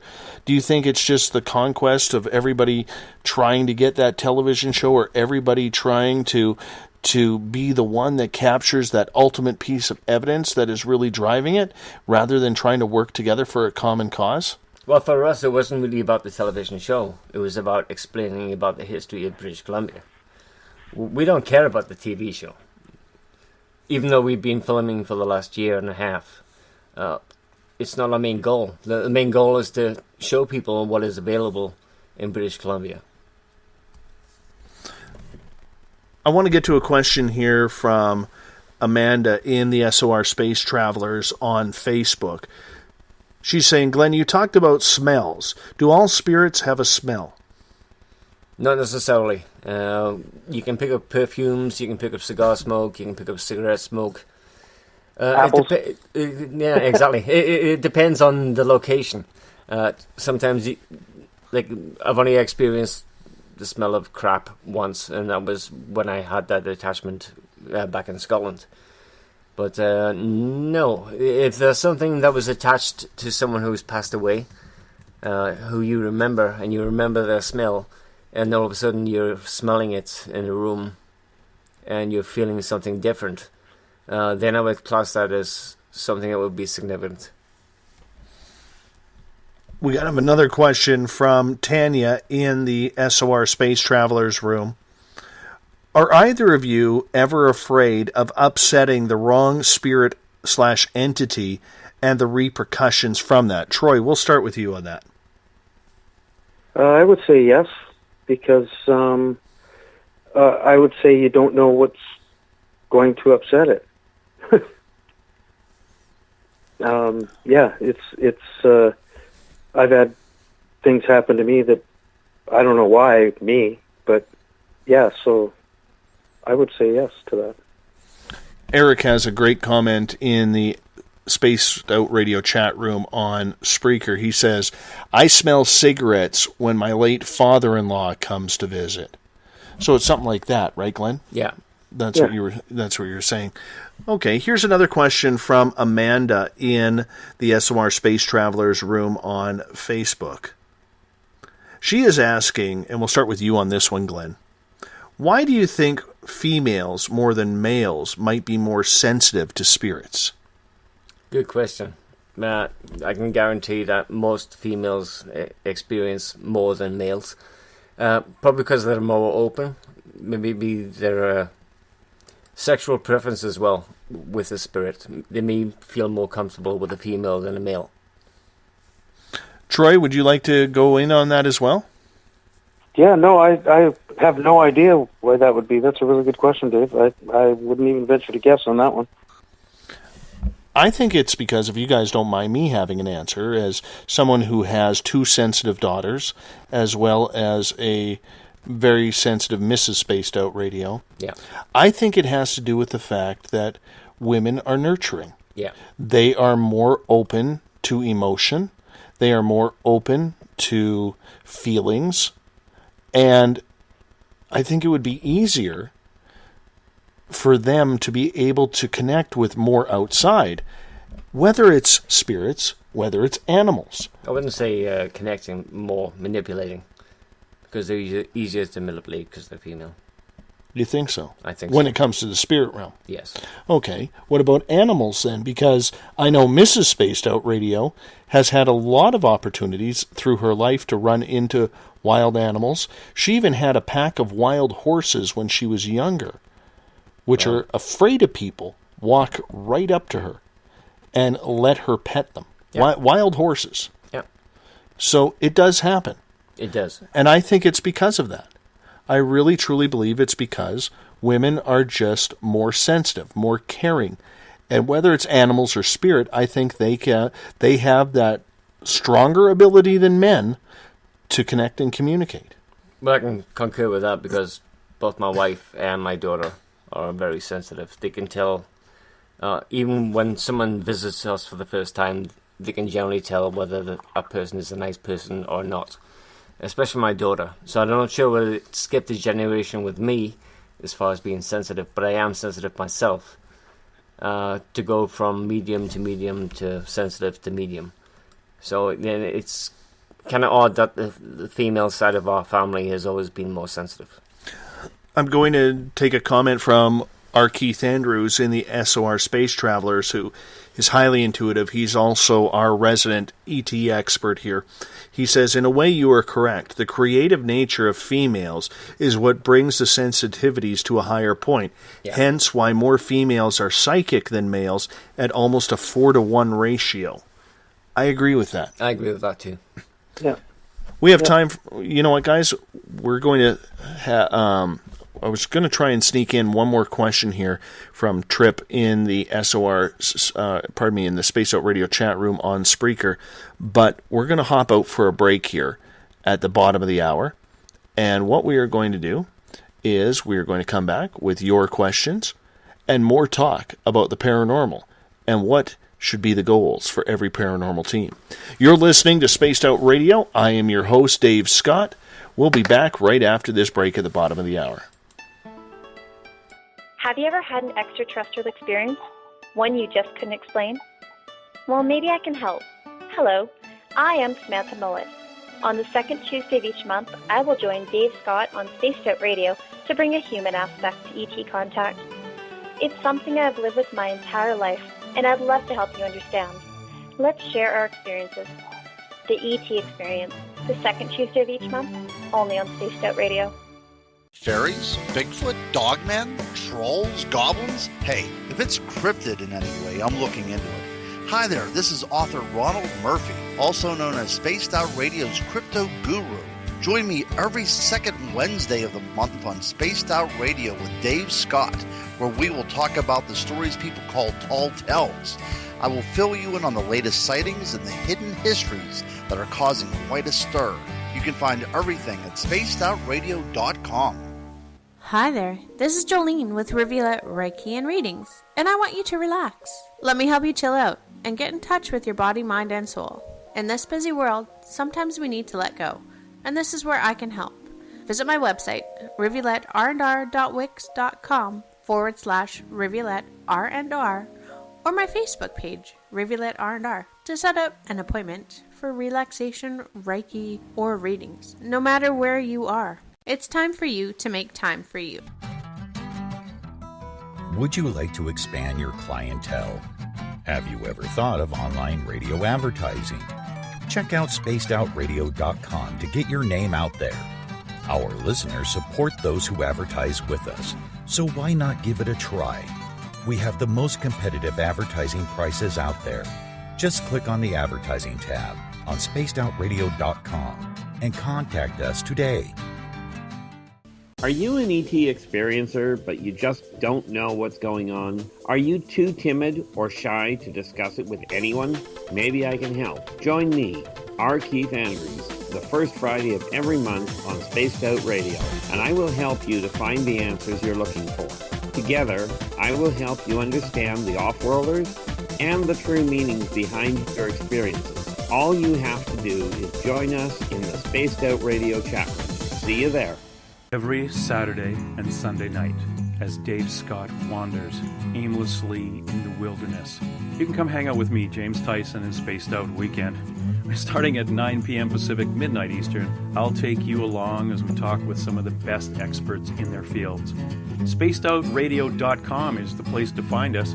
So sit down, relax, put your feet up. Enjoy the topics like the paranormal, supernatural, intuitiveness, and so much more. Hope to see you there.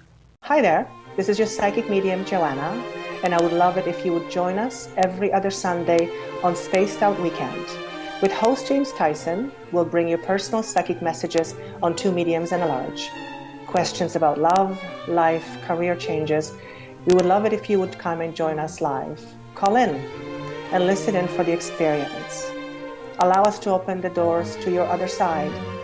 Two Mediums and a Large, heard only on Spaced Out Weekend at spacedoutradio.com. Would you like to become one of our space travelers? All you have to do is click on the Space Travelers icon at spacedoutradio.com. For only $5 a month, you can get access to some great prizes, as well as private monthly shows, newsletters, and a members-only section on our website. Become a space traveler today.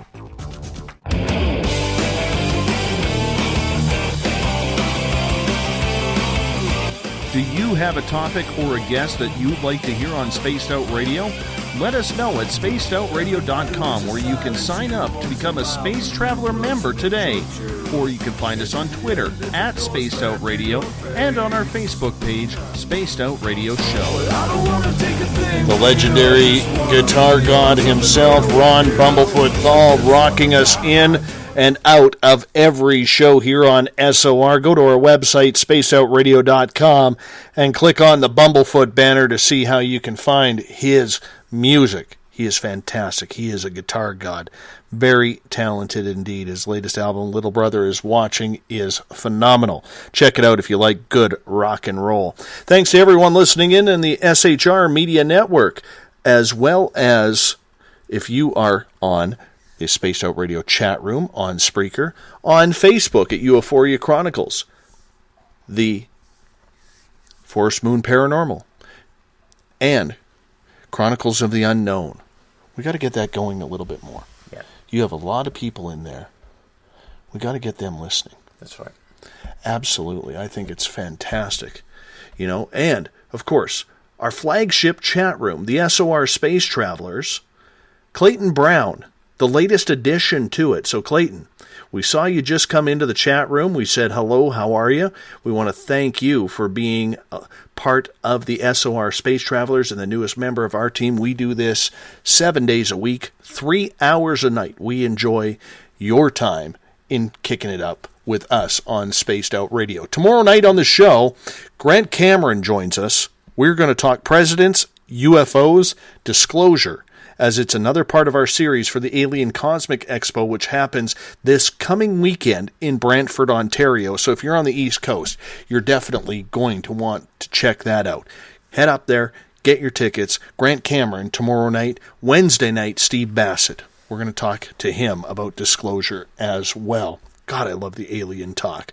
Reminder, you can follow us on Twitter at Spaced Out Radio. Give our Facebook page a like, Spaced Out Radio Show. On Instagram, I can be followed at Dave Scott SOR. Our YouTube channel is Spaced Out Radio Show. Subscribe to that so you can listen to the archives. And our website, which will have a new look any day now. I'm talking any day, and we're going to open up the SOR Space Travelers membership as well, is spacedoutradio.com. Tonight we are talking with members of the Chronicles of the Unknown team. They come in to talk a little paranormal the third Monday of every month. Glen Ferguson and Troy Ryan are with us. The other two members of the team are Mike Morin and Derek White, Sky Cloud. Glen, Troy, thank you for being with us. Thanks for having us. Thanks for having us. It's actually kind of cool because normally, Glen, you're on the phone, but for people who are just tuning in, this is actually only the second time, I believe, maybe even the first, that I've actually had a guest in here with me. Actually, second. Derek was here once when you guys were up filming a location. He stopped in here.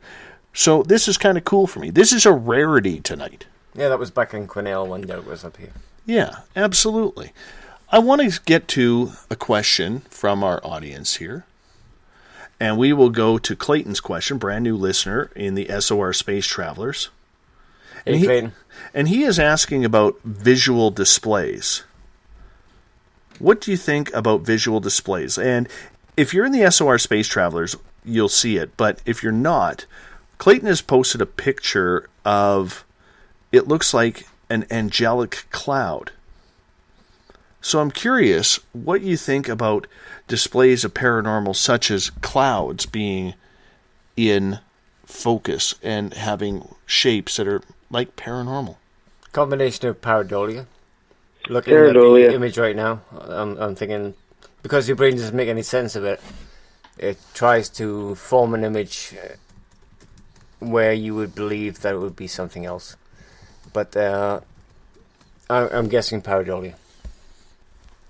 Although I will say this, there seems to be more and more of those types of images appearing on the internet all the time. But I do have to agree with Glenn. I think most of it is that. Another question coming from Trip in the Spaced Out Radio chat room on Spreaker. What is your thoughts, and Troy, we'll start with you on this one, on paranormal entities dropping change? Because we hear a lot of stories about ghosts dropping pennies or nickels or dimes. I've seen that in person. Well, let's start with you then on that, Glenn. I've never seen that, so go ahead, Glenn. That's good. Yeah, well, there's a place in New Westminster, it's a strip club, where the strippers were getting pounded with pennies from out of nowhere. And I've actually witnessed that myself. So what does it look like for those who... It just comes out of the ceiling. It's like, where are these pennies coming from? And it's dropped right out of the ceiling. I actually have video footage of that if someone wants to see it. I would like to see that, actually. It's kind of creepy. Me too. Well, there you go. What would as a team member. What would cause a spirit to do that, Glenn? I think it stems back to the 1960s, where they tossed pennies on the stage for the strippers to actually pick up some money if they liked them. But to actually see it in person, I was kind of freaked out. Okay, so take us through that entire moment, where you were, what you were doing. Were you dancing on stage? Did you have your paranormal G-string on? No. Were you around spinning around a brass pole? What was going on here? We had claims of some of the strippers being tossed coins from the ceiling. I went in to investigate. I had a K2 meter and a millimeter at the time and a digital voice recorder. The basic equipment for a paranormal investigator. And to watch it actually drop out of the ceiling was kind of creepy at best. That would freak me out. It's interesting. I've never seen anything like that, man. Is that the weirdest thing you have seen happen? It's one of the weirdest things I've ever seen happen. So give us an example of something else you have seen with your own eyes, because I think for a lot of people, they want that experience, Glenn. They want to be able to see something out of the ordinary that they just can't explain. Most people out there have probably seen something, but they haven't put two and two together to figure out the answer is 4. So when you are seeing something weird, how does it feel? What are you going through? It's kind of like an unbelievable situation. Like, why is that dropping out of the ceiling? It's not as if guys in the bar were like tossing coins up to the ceiling and then dropping down. There was no one moving in the place. There was only me and maybe 3 other guys in the strip bar. But to watch it actually drop out of the ceiling was different. Like, I've seen stuff also that I can't believe, like doors slamming, tables flip over, chairs thrown at me. I've been bitten, I've been scratched, I've been pinned to a wall. But that was definitely one of the most interesting situations I've ever seen in my life. Amanda is asking in the SOR Space Travelers, what is pareidolia? Pareidolia. Go ahead. No, you want me to take that? Yeah. Sorry. Go ahead, Ryan. That's what when you see something and you're not sure what it is, and your brain tries to make sense of it. So, like a cloud, for example, where you think it looks like an angel, but it's a cloud. Just things like that, and that can happen a lot of times with when you're in the dark with lights and shadows, and for example, when I'm out investigating, if I think I'm seeing something, I stay focused on it. I try and move towards it to try and make sure I'm seeing exactly what I think I'm seeing. And 9 times out of 10, it wasn't what I thought it was when I get up close and personal. It's pretty much like that investigation we had at the Bailey House, where you actually felt as if there was something in the planter at that time. Yeah, that was a little strange. It looked like there was a face in the planter, but I mean, it was just a planter. But from across the room, it looked like there was a face in it, and that's what that does.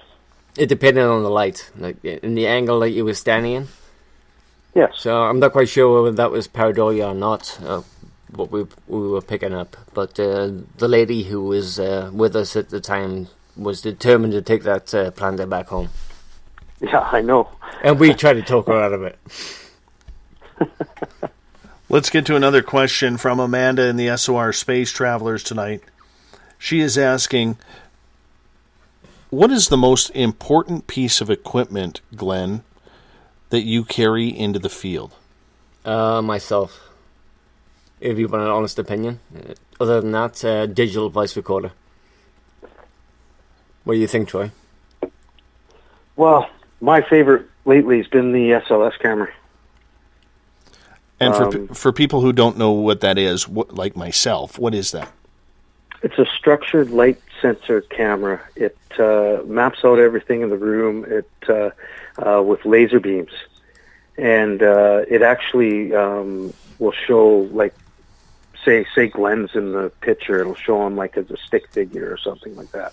And it'll show the table and the chairs and stuff like that. And if an entity happens to come into the room, the camera will actually pick it up and will map it out like a stick figure. And we've been able to actually, when we capture these on the SLS cam, we've actually I've been able to direct Glen, for example, to where I see it in the room on the camera, where he's been able to interact with it, and we've been able to catch that on the SLN cam or SLS cam, that interaction. For example, holding out your hand and asking it to reach out and grab your hand, and it'll do things like that. And we've captured things like that. So it's a very interesting piece of equipment. I love it. Well, let's talk technology here for a second, guys, because I think it's important. We see so much going on, technologically speaking, from ghost apps for an iPad or a Google Play type system, where we see all sorts of equipment from Ovilus to K2 meters, which are more old school, to laser grids, to FLIR cameras, infrared. You know what I'm saying? Is too much, Glenn? You're more the techie guy of the team. There's no such thing as too much. Like, we try to use all our equipment as best as we can. There's new technology coming out right now, which is pretty much state-of-the-art.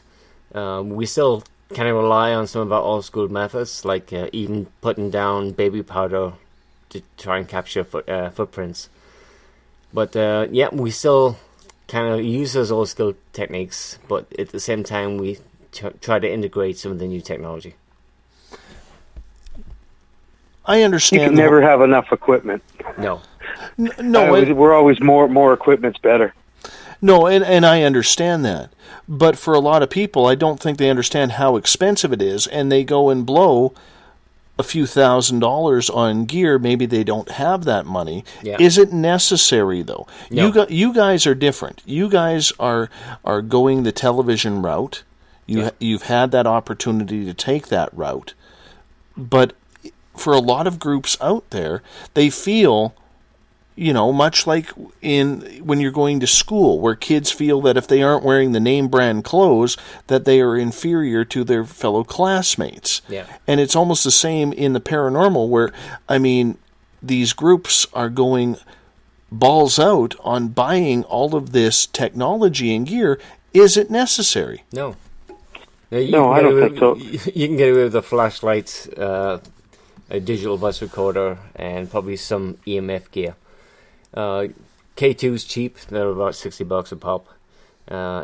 It's a good tool. It's a little old school. It's definitely not the best piece of equipment to have, but it does have some sort of visual response. Mm-hmm. Which helps, and the high, I like the idea of the high def recorder as well. They're relatively cheap, and EVPs I think are probably the easiest evidence to capture. EVPs for us are pretty much our mainstay. We can get a voice recorder that comes back with some information. We ask a question, they come back with a response. Then great, and that is pretty much what we get the majority of on our investigations. Okay, but is it necessary? You mentioned that it really isn't. So if you are setting up a team from scratch, and you have a budget, like most people do, we all live off of budgets. Yeah. What would you say? Give me 3 pieces of gear that are must-haves and 3 pieces of gear that you do not need. What do you think, Troy? Well, I'm still on the fence, but I still believe that an EVP recorder is our mainstay. Yeah, that would be number one. You need an EVP recorder, for sure. Probably number two, I mean, you can get probably a cheap GoPro for, under $300 with the night vision and a full spectrum light or an IR light. And so there's two pieces right there. And then a Mel meter. I think really you could survive with that. That'd be well under $500. And if you can grab an infrared camera, even better. But, it depends on your budget. But definitely an EVP recorder and infrared camera, or whatever class is the basics. Well, a lot of people, though, are going towards apps, whether it's iPhone, whether it's Samsung, or whatever type of smartphone they are using. And there is technology that goes around, and I know, Glenn, you've used with a piece that adds on to an iPhone, you've used the infrared on there. That's actually a thermal camera. Or a thermal. Pardon me. Do you think people should stay away from most of those apps, or do you think that there are actually handy tools out there for that? They're handy tools, but then again, how much are you willing to spend to actually go out there and investigate the paranormal? What do you think, Troy? Yeah, no, it's do what you can, spend what you want. But if you're just starting out, I would just keep it low.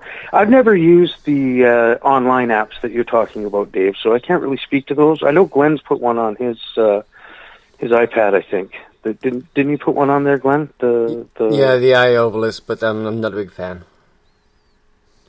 No, you actually have to pay some money to get some decent gear. Yeah, I like the handheld gear more than the online stuff, to be honest with you, Dave. Yeah. Mm-hmm. And that makes sense to me, but how much of it, though, has to be your own intuitive feel? Not relying on the gear, Troy, but relying on your own sensitivities.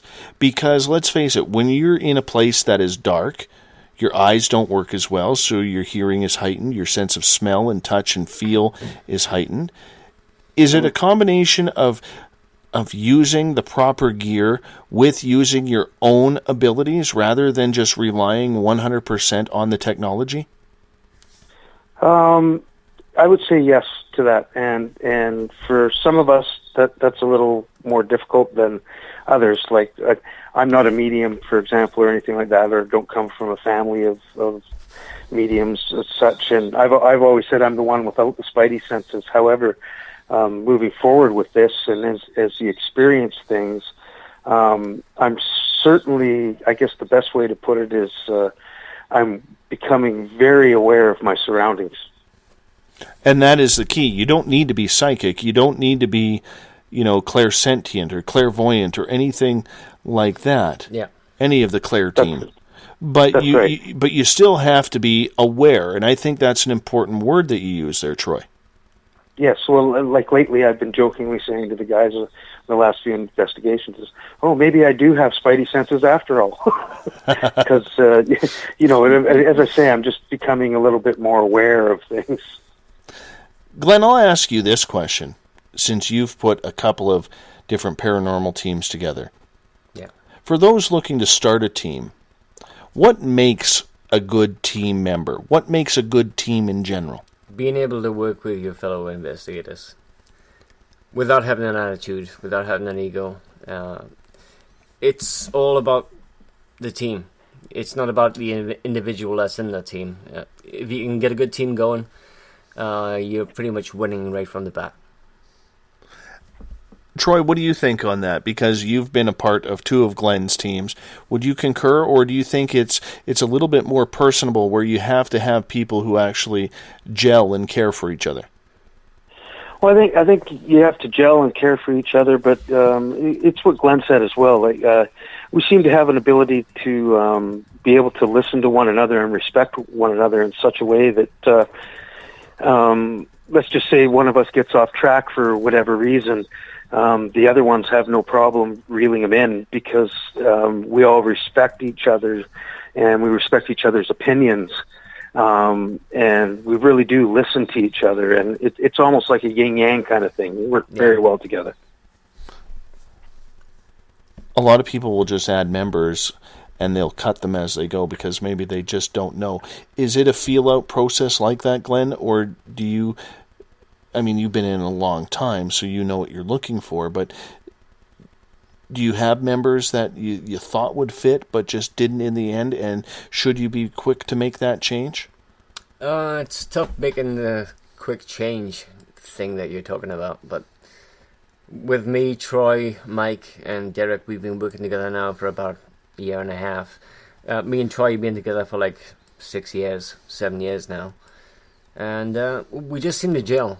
When you add an additional member to the team, sometimes it fits, sometimes it doesn't. But we've learned over the last little while that adding additional team members has been a bit of a tough struggle.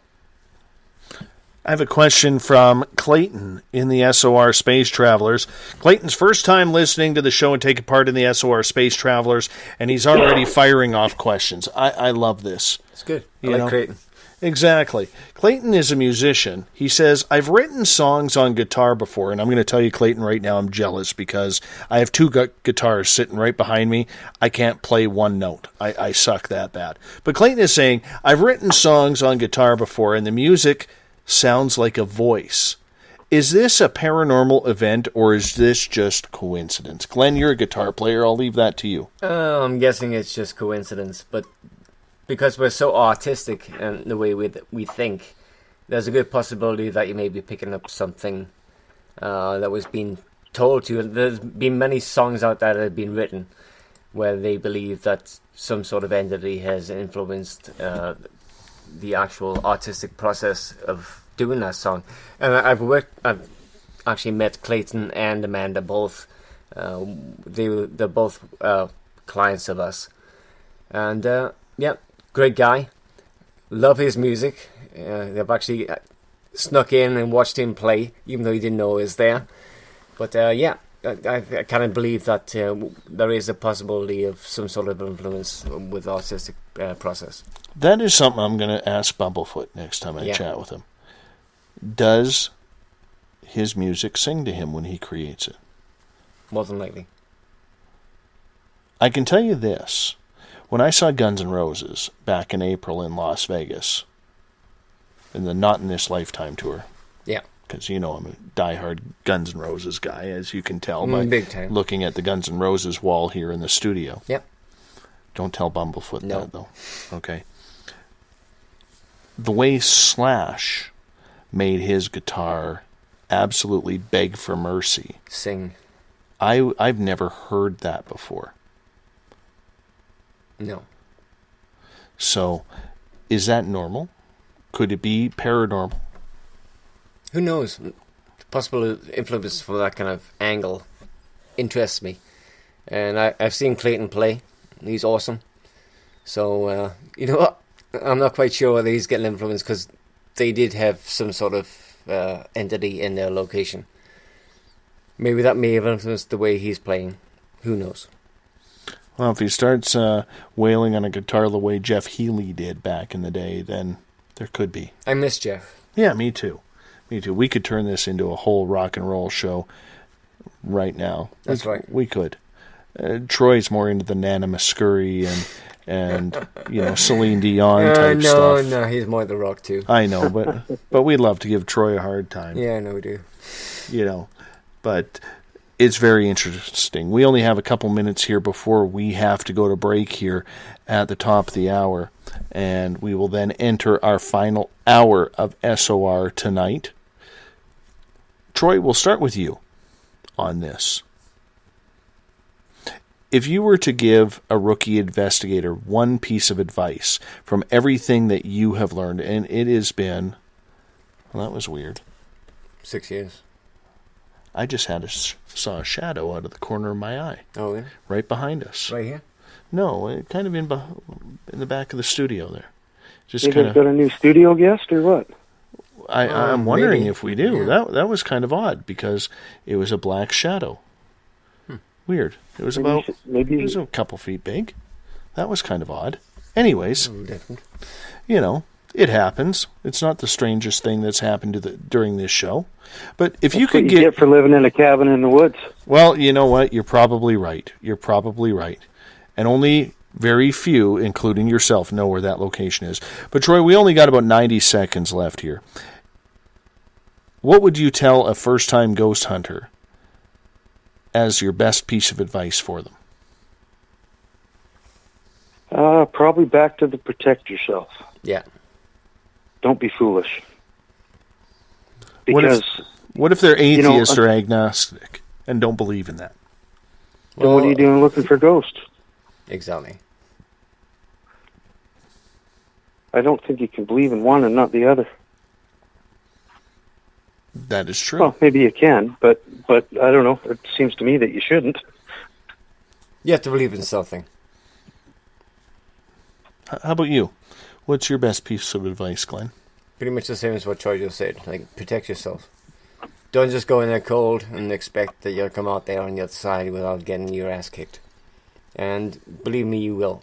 At some point, if you're not protected.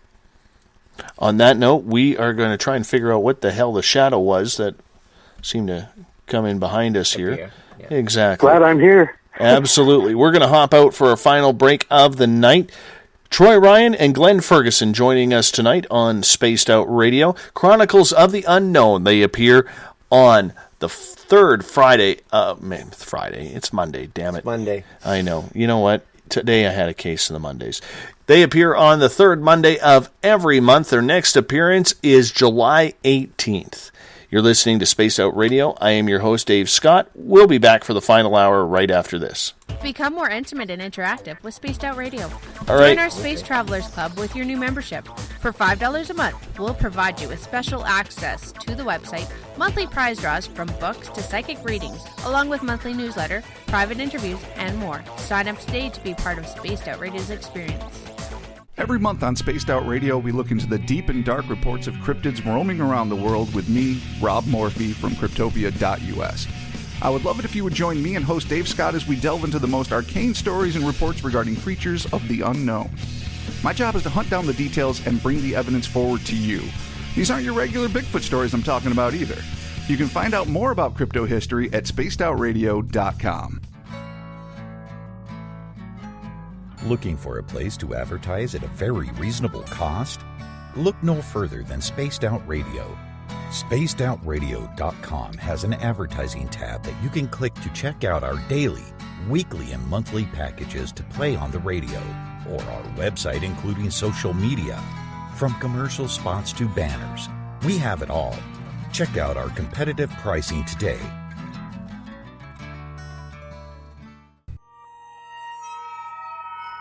You hear footsteps in the empty room above you. A rocking chair begins rocking by itself. Don't be afraid of the things that go bump in the night. Reach for Spirit Storybox, the iPhone app the Huffington Post UK called the only ghost hunting app you will ever need. Spirit Storybox. The spirits are telling their stories. Are you listening? Strange creatures lurking in the night, the sounds of wood knocking in the forest, odd happenings right out of a fictional world. These are the reports I love. Hi there, this is author Ronald Murphy, and I would love it if you join me and Spaced Out Radio host Dave Scott the second Wednesday of every month on our journey into the unknown land of cryptozoology at spacedoutradio.com. From Mothman to Frogman and everything in between. Hey, they don't call me the crypto guru for nothing. Is the 24-hour world starting to wear you down? Let me from Rivulet Reiki and Ratings lend you a hand. Hi, this is Jolene, and if you're in need of Reiki or a realm reading, come to my website, rivuletrr.wix.com/rivuletrr&r, and let us help you out. At Rivulet, I specialize in healing your body, mind, and soul, no matter where you are. And be sure to check out the Rivulet R&R Facebook page for your best deals. Remember, it's time for you to make some time for you. Find yourself constantly looking up in the sky, looking for answers? Have you had extraterrestrial contact? Are you an abductee? Looking for answers to your experiences? Hi there, I'm R. Keith Andrews, Spaced Out Radio's resident ET expert. Join me live the first Friday of every month where I take questions from the Spaced Out Radio chat room and help you understand those from the far-off world. It's 2 hours of knowledge every experiencer should listen to. Hope to see you there. Did you know that Spaced Out Radio runs 7 days a week? Hi, it's James Tyson from Spaced Out Weekend. Every Saturday and Sunday night, starting at 9 p.m. Pacific, midnight Eastern, you can join me and my guests for some great chatter about what's going on out in the universe, or even in that dark part of the basement you really don't want to go back into. Well, let's find the answers to your experiences together. So come on up to Uncle Jimbo's cabin on the weekend. For more information, look us up at spacedoutradio.com.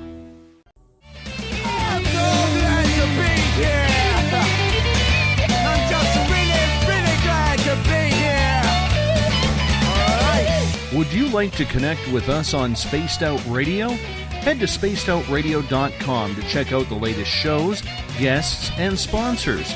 And don't forget to sign up for the Space Travelers Club. You'll find all you need at spacedoutradio.com. Welcome back to the final hour of Space Out Radio tonight. I am your host, Dave Scott. Thank you so much for tuning in at spacedoutradio.com or on Spreaker. We really appreciate everyone taking the time to listen in on the SHR Media Network. If you're listening in on the Spaced Out Radio chat room on Spreaker or on Facebook at Chronicles of the Unknown, Forest Moon Paranormal, or on Euphoria Chronicles, we appreciate you taking the time, as well as if you are listening in the SOR Space Travelers, our nightly chat room. That is our go-to room when it comes to the paranormal. We appreciate you taking the time. We are having a little bit of a Skype issue here because I think it's the weather outside. There's kind of a storm going on, and our Skype connection seems to have been lost. So we are going to have to call it the night with Troy tonight. I do apologize. So I am still joined right beside me tonight in studio with Glen Ferguson from Chronicles of the Unknown. Appreciate you taking the time, Glen. Thank you. It is real appreciative that you are with us. I love having these in-house interviews because they don't happen too often up here in the cabin. Not only. But it's one of those things that you try and take advantage of and be with one and all. You finally get to feel the Zen, the Chi. I feel the Chi. Absolutely. And once again, I do apologize that we've had to drop Troy from it, but our phone line is through Skype, and anybody who uses Skype knows it can be a little finicky at times, and apparently it's being kind of finicky right now.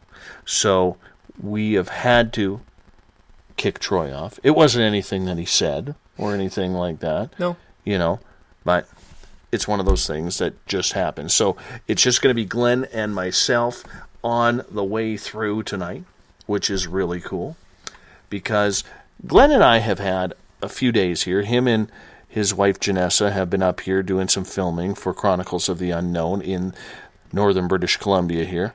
I'm surprised it hasn't snowed. Surprisingly, yeah. It's been interesting weather-wise. Absolutely, and it's weird. But the main thing is, you know, you get up here, you get a feel for it. Yeah.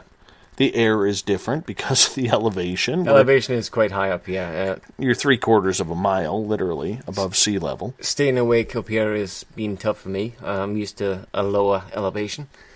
And coming up here, being so close to the clouds is amazing to shoot some stuff.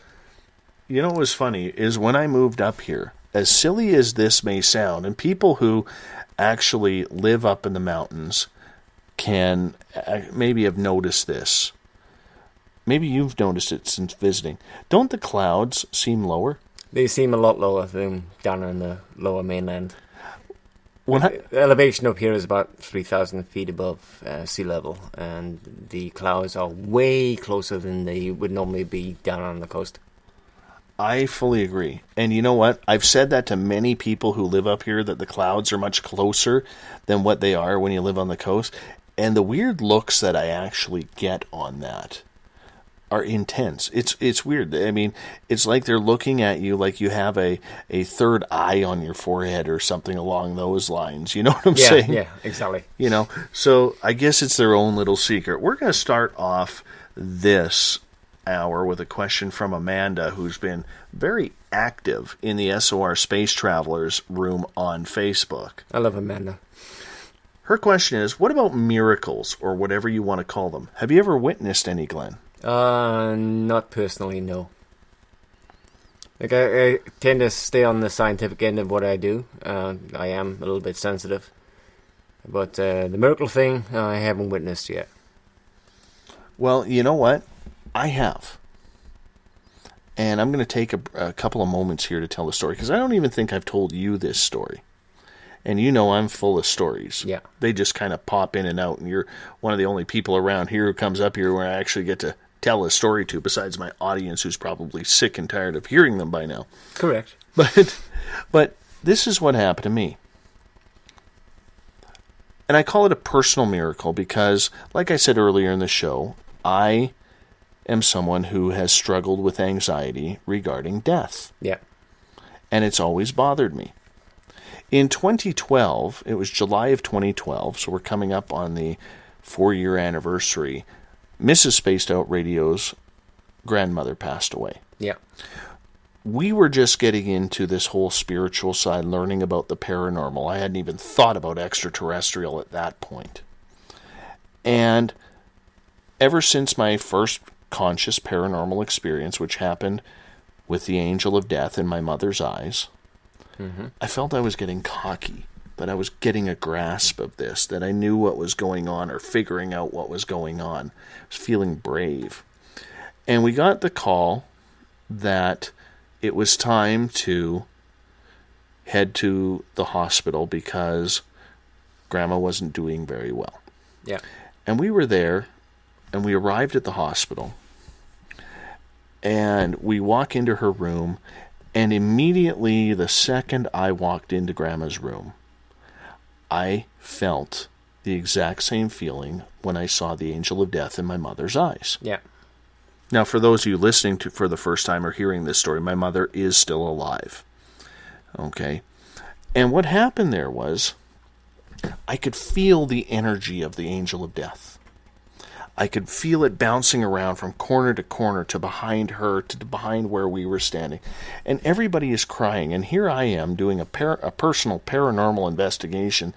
And I'm almost taunting the angel of death. I'm like, I know you're here, man. I can feel you. Show me. Give me a little flicker of crystals or whatever that you do. You know, that shimmer of light that spirit can do. Yeah. Give me something. I know you're here. Talk to me. And I'm talking to him. I'm kind of whispering to myself, but I'm saying, and in my head, I'm going through this speech. Come on, show me where you are. I know you're in here. I can feel you. I feel you in the corner, or I feel you over in this part of the room.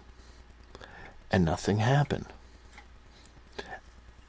9 minutes before Mrs. Spaced Out Radio's grandmother drew her final breath, 9 minutes before, it was kind of like the angel of death said to me, all right, you want to see something? I'll give you something. And here I am standing at the foot of the bed, and I'm consoling Mrs. Spaced Out Radio. She's on my right, my arm is around her, and Grandma's feet are about 6-8 inches away from me. Yeah. As she's lying on her deathbed, because that's what it is now. It's a deathbed.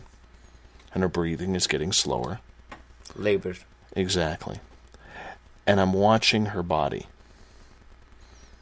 And all of a sudden, right from her solar plexus, I watched her spirit come out of her body.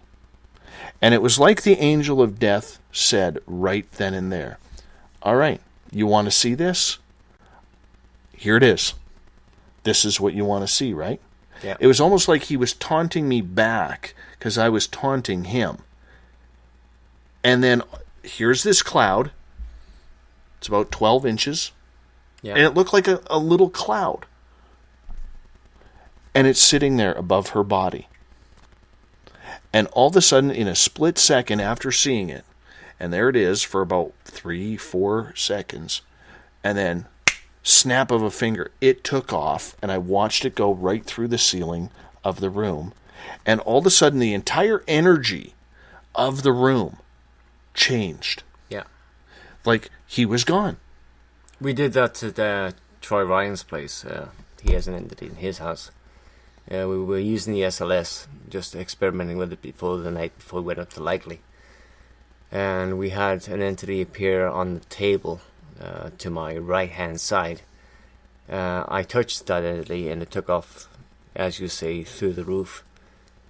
Which was interesting. And speaking of losing people, my wife lost her dad 7 years ago. I was the last person to see her dad just before he passed away. And my wife was in the waiting room outside, and she wanted to go in and see her dad. And I think, no, I think he's pretty much ready to go. So I suggested not going in there at that time, but I ended up holding his hand, and I could feel the energy just draining. It was interesting. I remember when that happened, when I saw the spirit rush through the roof, and it was an immediate change in energy in that room. I kind of jumped back, like startled. Yeah. And I was like, oh my God. And I started kind of nervously laughing. Like, are you serious? I just saw that. You know, there it goes. Here, everybody in the room, and I felt horrible for this. And you know, I didn't do it on purpose. And I started laughing. And Mrs. Spaced Out Radio kind of looks at me because her mom is in there, her aunts are in there, her cousins are in there, everybody's in there. There's about 15 people, 20 people in there at that time, and they're all sobbing, and here I am laughing. Yep. So I whispered in Mrs. Spaced Out Radio's ear, I said, she's gone. And she's like, no, she's not gone. She's still breathing. She's still breathing. I said, no, she's gone. I'm like, I just saw her spirit leave her body. And she goes, what do you mean? So I pulled her out of the room, and I'm like, giddy. She goes, I said, I know you're not going to believe this, but I actually just saw her spirit come out of her body, sit on top of her body, and take off through the ceiling. And I was blown away by that, man. I was absolutely blown away by that because I never thought in a million years that I would see that. But I'll tell you this, very, very rarely since then have I had a panic attack about death, about dying. Yeah. It was like my own personal miracle that I actually got to see this happen. And I'm very thankful for that. I don't know if I'm thankful for all the experiences I've had since then, but for that one, right then and there, Glenn, for me, it was almost like a healing miracle for me that I was finally convinced in my life that A, there is a God or a higher being, whatever you want to believe. In my terms, I call it God. Yeah. Number one. But number two, it helped me believe finally that there is life after death. That even though I may pass on here, I'm still going to be able to see my children. I'm still going to be able to enjoy the mountains or fishing or something along those lines because it's free will on the other side. Yeah. A lot of people believe that the soul itself is not actually inside the body, but attached to the body, like an umbilical cord. And when we pass away, it separates that umbilical, and whatever vessel is left decays beyond that point. Well, you know what? I can honestly say I'm not sure I agree with that because from what I saw firsthand, the spirit was actually pulled out of the solar plexus, just where your soul is supposed to sit. So that's my experience. So I'm not saying you're wrong. I'm saying what I have experienced, I will disagree with that personally because I've seen it. And I've met a couple of other people who have seen that on this show too, and they describe almost the exact same thing. So it's I actually saw the same thing when my grandmother passed away. Oh, really? Where she actually sat up. And I thought she's okay.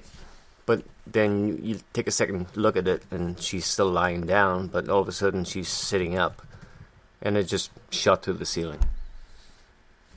Did that shock you? It was a little bit creepy, a little bit different from what I was experienced with in the past.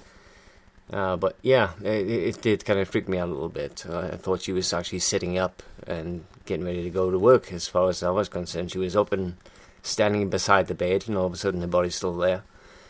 That was not fun for me. I didn't enjoy it. I didn't get any giddy feelings from it. I just felt, you know what? That's messed up as far as I was concerned. Do you think that's a rarity? Do you think that is a God-given miracle on something like that? Or do you think that my eyes just happened to be there and it was just coincidence that I was able to see that? I'm not sure it was coincidence, but then again, you are quite sensitive yourself. You've been on a few investigations with us, and you've been awesome on pretty every investigation we've done. So I do believe that you have some sort of psychic ability as well. Oh, stop. I don't need that reputation around here. Yes, you do. No, I do not. I don't know if I want that reputation. But either way, you know what? I think it comes down to an opportunity to just try and encapsulate what you are able to see and feel for yourself. If you're open to it, those experiences happen. Example, the spirit what just happened behind us, yeah. Exactly. And I didn't see it because I was focused on you, and you were focused on me, but you actually had the image behind me. Well, we'll add that to the circle of weird things that have happened during this show. Yeah. Okay. And that doesn't include half of the stuff we've experienced this weekend. No, I can tell you this. This window right here that you're looking at, and I know you, the audience, can't see that, but right in front of me, if you were looking on a clock, I would say 11:30. There was actually a face in that window. But I could tell it wasn't on the other side of the window. It was a reflection from something back here. Yeah. I've had when we were talking about Harold the Haunted Doll with Anthony Kenyatta. Yeah. Right where you're sitting right now in the studio, maybe a foot behind you, I actually saw a dark cloaked figure standing there. Right? So paranormal stuff has happened during this show when we talk about it, let alone the alien who was at the window one night. Our Keith Andrews, who was in the chat room, he recalls that. A few of you were listening to that episode as well. I know Cog from up in Alaska, and I think Coco in the Spaced Out Radio chat room on Spreaker were actually here that night, same as Joey Giggles listening that night, and saw me get a little, or heard me, I should say, because they can't see me, but they got a little freaked out, or heard me get a little freaked out when that happened. That's fine. Freaking out is good. It's natural. It tells you you're still alive. Well, let's talk about freaking out. Because when you're playing with ghosts on these investigations, there's a lot of things that can happen. You've been doing this for 30 years. Do you still get freaked out? Oh, yeah. Guaranteed. Like every investigation I go on, I tend to get something that happens. And it's generally the living that freaks me out. It's not necessarily the dead. I'll come across one of our guys sitting in a room by himself with a digital voice recorder doing an EVP. You'll have a camera on him and a radio, so if he needs help, he can get a hold of us in a hurry. But to walk by a room and see someone sitting there can tend to freak you out big time. Really? That surprises me. A veteran of this, like you, still gets freaked out. Why not? But is that a good rush? Is it something that you actually enjoy happening? Because I'm someone who gets startled. I get startled quite a bit. Yeah. And when I get startled, I kind of jump back and I give this type sound, right? And I remember during this show, the ghost in my yard, who we were talking to the other night, even though he really didn't show himself. Yeah. When I had Angela Dixon on this show, we were talking about psychic dreaming. And she's in New York. Yeah. it's during the Perseid meteor shower last August. So in between the breaks, I go outside. I'd like to check up and see what's happening outside. And I'm looking see if I can see any meteors, flying over. Yeah. And I see this entity. And it was wearing like a light color blue jeans with a white t-shirt. And it vanished right in front of me. Was it full-bodied? Yeah. Wow. Yeah. And I kind of jumped back and I'm like, Jesus Christo, but I kind of used the other one. And I'm like, you're not supposed to startle me. I have rules. Don't startle me. And the next thing I know, I come back on the air and Angela is, I'm telling Angela what happened. And she actually starts connecting with him. Yeah. And we ended up having a conversation that I wasn't supposed to see him, or pardon me, I'm not allowed to see him. He made the mistake. Are there rules on the other side? There are rules, definitely. Amanda and Clayton, who will be online tonight asking questions, we dealt with their case probably about 3 or 4 months ago. And it was a case of take back your own home. Set rules, set guidelines for these entities that are messing around with you. We give them a whole bunch of protection pairs, and apparently things have calmed down a little bit because they've now taken control of their own space. They're not allowing those entities to control them anymore. I get that. That you have to take back your own space. Yeah. But in the end, how do we control what happens on the other side? Do they have to abide by our rules? Yes, they do. We set ground rules and that's it. If you're going to allow them to walk all over you, then that's an issue. But if you set some ground rules right from the get-go, especially if they're regular entities or family members or whatever trying to communicate with you, then that's different. You have to say, when I go in the bathroom, you're not allowed in there. Stay out, That's my domain.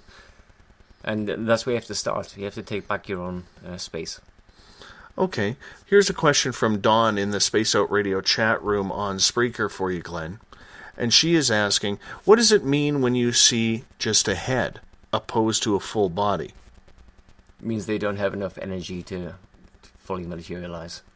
So it's not that they were decapitated or anything? No. Okay, so is that normal for a lot of spirit where they don't have that energy to fully do that? I've had a lot of entities which I've seen which have been half bodies, either the legs down or the torso up. It's not unusual to find that, and it's one of those things. I've only ever seen a real full-bodied apparition maybe 2 or 3 times in 30 years. Well, all the weird stuff seems to happen around me, man. Well, you're weird to begin with, so there you go. Yeah, but apparently I am pretty, according to the 62 people who now like my photo on my Facebook profile that I actually... Yeah, that's the first time you've ever seen Dave Scott in the flesh. And he's a handsome guy. No, he's not handsome. Eric Markham has a question in the Space Out Radio chat room on Spreaker. And he is asking, can you give spirits energy? Yes, you can. They can completely drain you of energy. They can take your equipment. They can drain your batteries. But yes, they can drain your energy. And it's not uncommon for most of our guys, after an investigation, to be totally wiped. If that helps, Eric. That's good to know, because if you're on an investigation, or let's say you having spiritual activity bombarding you in your house, fatigue would be one of the onsets, would it not? Fatigue, depression, definitely, guaranteed. They can even cause you to go into PTSD and depression. They can affect that much? That much. I never knew that. It can get a little bit scary, and that's why a lot of people have issues afterward. Even with us, we go on investigations, we come back, sometimes we're totally wiped. Even though we've got enough sleep, we've got enough food, we've got enough rest. When you come back, now you can be done for at least 3 or 4 days after an investigation, guaranteed. Okay, that makes sense to me. We got time for one more question here before we're going to hop out for a break here in about 2-3 minutes, Glenn. We're with Glen Ferguson from Chronicles of the Unknown tonight, as Chronicles is a monthly contributor to this show. They come on the third Monday of every month. They'll be on next month, July 18th. And this question comes from Amanda. Why is it easier for spirits to touch you than to show themselves? Less energy is required to touch than it is to actually materialize. If that helps. I've never been touched. I get touched all the time. Well, I'm feeling a little lonely now. Yeah, I'm a because of touchy-feely this. type of guy. Well, no, you know what? Honestly, I think that's weird from all the experiences that I have had. Yeah. That I've never felt like I've been touched, pushed, kicked, scratched, you know. It's how much time you spend in the field as to how much time you will possibly have the opportunity to get touched and messed with. Obviously, I'm a bad date. Well, it's not really. It's just that you haven't really been out with us enough to actually experience that. But then again, we can change that too. I don't know if I'm ready for that, man. Why not? You know, I mean, it's just... I'm a step-by-step guy. I'm just starting to eat seafood. I'm 43 years old, and I'm just starting to eat seafood for the first... Troy. Troy was freaked out the first time he got touched, and now it's a common occurrence with Troy. And now it's common knowledge for Troy to experience that kind of thing. Because I remember when I actually was watching you guys film an episode. Yeah. We were in a haunted hotel room. Yeah. And when we're talking old, it looks like an old log cabin. Okay, the wind can blow through the logs. This thing is so old. And I was standing about as close as you are to me right now. Yeah, which is like 6 inches away. And all of a sudden, you turned to me, and I got nervous because you're like, what do you want? I'm like, nothing. And well, you touch me. And you go, yeah. You said, well, did you just touch me? And I'm like, I show you, my hands are in my pockets. And I'm like, no, I didn't do that. And I was so freaked out that I was going to ruin things for you that you guys were actually going to say, get this Dave Scott guy out of here. What the Sam hell is he doing here? It freaked me out. I thought you were messing with me. I did not. I did not tap your shoulder. I can guarantee you there. Well, there you go. All right, Glenn. We are going to step out for our final break of the night. Glen Ferguson with us from Chronicles of the Unknown. They pop by the third Monday of every month. You're listening to Spaced Out Radio. I am your host, Dave Scott. We'll be back after this break. Are you an experiencer? Have you had run-ins with strange creatures you can't explain? ETs, Dogman, Bigfoot, werewolves? They're enough to scare the daylights out of anyone. Hi there. I'm Butch Witkowski from the Four Cop. And on the last Monday of every month, you can listen to me and the host, Dave Scott, talk about the weird and the strange being reported on Spaced Out Radio. I'm going to bring my investigations and sources, you bring your experiences, and we'll figure out the rest together. Strange Days on Spaced Out Radio. Come tune us in at spacedoutradio.com. Are you interested in advertising on Spaced Out Radio? Head to our website at spacedoutradio.com and click on our advertising tab. There you will find an assortment of ways you can get your product out there with us. From the radio, commercials, to banners, to social media. Have a product you'd like our host to endorse? We can do that too. Visit spacedoutradio.com for more details. Visit purpleplates.com today. For over 40 years, the Purple Energy Plates have been delivering amazing results for their many customers. Inspired by the great genius Nikola Tesla, the harmony, healing, and energetic effects of the plates have proven over and over to be beneficial and often miraculous to thousands of customers. With their money-back guarantee and the many benefits, how can you afford not to get one? Check their site for daily specials and choose from their many energy products. You won't be sorry. Right here, this is where we divulge the fruit of our research. Here on the Webster Phenomena every Saturday night at 8 p.m. Pacific, 11 p.m. Eastern on Spaced Out Radio. Attention Spaced Out Radio listeners. For only $5 a month, you can join Spaced Out Radio Space Travelers. Your membership at spacedoutradio.com will give you access to private fan area on the website, get you a monthly newsletter, draws for monthly swag, and a whole lot more. Sign up today to become a part of the Spaced Out Radio experience.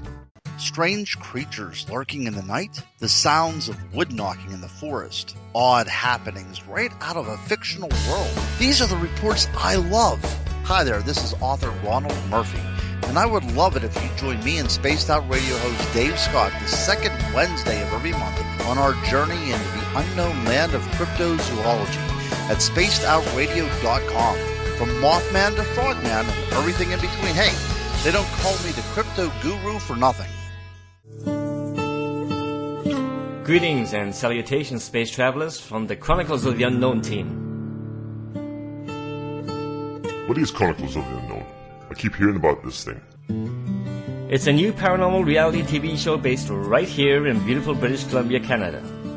Follow our team as we uncover claims of activity on the Caribou Gold Rush Trail. You can also follow us here every third Monday, where 2 members of our team will be available to answer your questions. We'll give you some equipment updates and some of our experiences on the road, right here on Spaced Out Radio. Did you know that Spaced Out Radio runs 7 days a week? Hi, it's James Tyson from Spaced Out Weekend. Every Saturday and Sunday night, starting at 9 p.m. Pacific, midnight Eastern, you can join me and my guests for some great chatter about what's going on out in the universe, or even in that dark part of the basement you really don't want to go back into. Well, let's find the answers to your experiences together. So come on up to Uncle Jimbo's cabin on the weekend. For more information, look us up at spacedoutradio.com.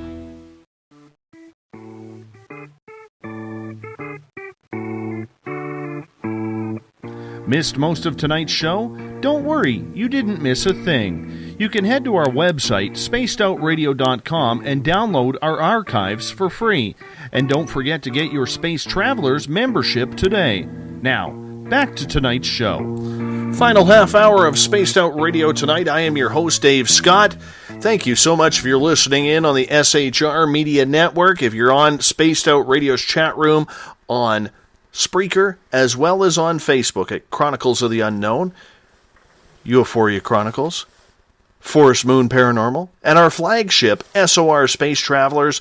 Good to have you with us tonight. We really appreciate you taking the time to check us out. Remember, you can follow us on Twitter at Spaced Out Radio. Give our Facebook page a like, Spaced Out Radio Show. On Instagram, I can be followed at Dave Scott, SOR. Our YouTube channel, subscribe to it, that's where our archives are hidden, is Spaced Out Radio Show. And our website, which will have a brand new look coming up very, very soon this week, is spacedoutradio.com. Tomorrow night on the show, we're going back into the UFO field. Taking part in the Alien Cosmic Expo is Grant Cameron. He is famous for lining up what presidents of the United States know about UFOs and extraterrestrial contact. That is tomorrow night on the show. For the final time tonight, we bring in Glen Ferguson from Chronicles of the Unknown. Chronicles is a monthly contributor to this show. They come on the third Monday of every month. Their next appearance will be on July 18th. Glenn, good to have you with us and in studio. I really appreciate that. It's nice to be actually in the studio for a change. It's a beautiful studio, isn't it? It's awesome. You know, the walls are a nice mahogany. Yeah, I can agree with that. You know, Uncle Jimbo's cabin is rocking. We really appreciate all of you taking the time to be with us on this Monday night as well. So thank you so much for joining us. Glenn, we talk a lot about the paranormal. Yeah. And we talk a lot about what you do with Chronicles. We talk a lot about what the paranormal field should be, the technology, everything like that. What do you see is the future of paranormal investigation? A lot of it's going to end up being technology. It's one of those things where the equipment is advancing quicker than we are. So to have something new that will actually pick up something, we're using the SLS camera right now, which is a structured light source camera. It's an interesting piece of equipment. It's overused sometimes on investigations, but it is a nice piece of equipment. I know we talked about technology a little bit earlier, but do you think the technology is what is going to actually give us 100% proof that spirits and ghosts are real, or do you think that it has to be something supernatural that finally proves it?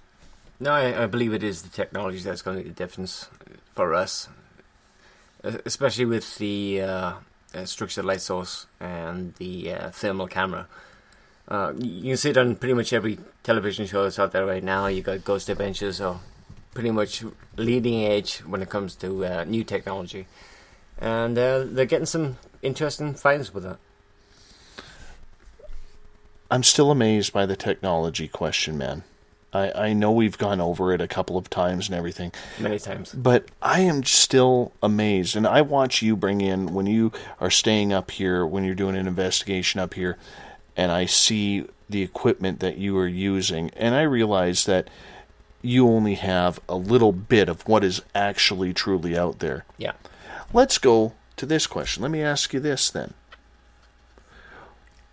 Do you believe there are certain pieces of this technology that have come out recently that aren't worth it, that aren't worth purchasing, that probably maybe you've read bad reviews, maybe you've talked to other investigators, because I know you have a lot of friends with Ghost Hunters International and teams like that, and guys that you deal with on a daily basis and that you're talking to on a daily basis. Is there any gear that's brand new that they're saying that, just stay away from it? It's not working the way it's supposed to work. I've spoken with Johnny Zaffis and Paul Bradford from Paul Bradford. Especially, he was up here last year for a conference, and he's steered me away from gear that he's used that is not particularly worth the money. I'm not a big fan of the Spirit Box, but some other people will rave about it. I have friends down on the coast who think it's probably the best piece of equipment they've ever used. But personally for me, listening to the every minute is insane. I just can't handle it. But they rave about it, saying it's definitely the best piece of equipment they've ever had.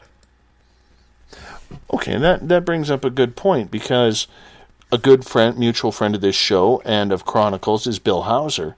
Bill is awesome with that piece of equipment. I think it depends on the individual, on how it works for you. He uses it a lot. He uses a lot of Sanjean, uses the old Frank's box. He's big into SB7 and SB11, which are interesting pieces of equipment, but I find them annoying when it comes to actually shooting a television show. I'll tell you, I was not really a big believer in the Ghost Box. I have to admit, I was absolutely skeptical. And as people know on this show, I use a pseudonym. Yeah. Because my last name is really way too long in Ukrainian to spell, let alone I try. I have a tough time. Just even to try and pronounce it. Absolutely. I mean, let's just take 3/4 of an alphabet, throw it in whatever order it lands on the ground, and exactly. there's your last name, right? That's just kind of the way it goes. But I actually heard the first time we did a live Ghost Box session with Bill on the air, I was kind of like, you know what? All I hear is a bunch of words, maybe from radio stations popping through. Random radio snippets, basically. Exactly.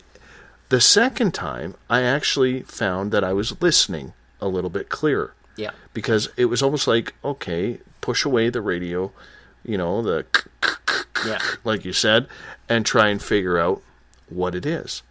And then about 3/4 of the way through that episode where we were doing it, the live ghost hits. Yeah. All of a sudden, I hear my last name said. Yeah. And if you know me personally, like I said, I have a long Ukrainian last name. Which is hard to actually pronounce. And it came through absolutely clearly. Yep. And it blew me away, because it's not a word or a name that you are going to hear on radio. Yeah. You know what I'm saying? Like, it just doesn't fit in. It doesn't fit in. Like, you're not gonna be all of a sudden, applesauce, or something, like that. You're just not going to have that happen. But that's what happened. Yep. And I was absolutely stunned because, A, I didn't expect it, and B, you can't get much more proof than that when all of a sudden, out of the blue, this thing says your name. Yeah. So, although I'm still not fully sure or convinced of it, that to me was a pretty weird paranormal experience. Yeah. To have your name come up is definitely one of a kind. All right, we have a couple questions from Amanda in the SOR Space Travelers room on Facebook. We're going to get to those right now. Glenn, Amanda wants to know, has a spirit ever touched you in places that are more personal? Have you ever had your butt grabbed? No. Your nipples tweaked? No. Oh, what was that? Something dropping way above. Something just happened in this room, which was different. That was weird. That was definitely weird. I'm sure you guys heard that. It sounded like a penny dropping or a...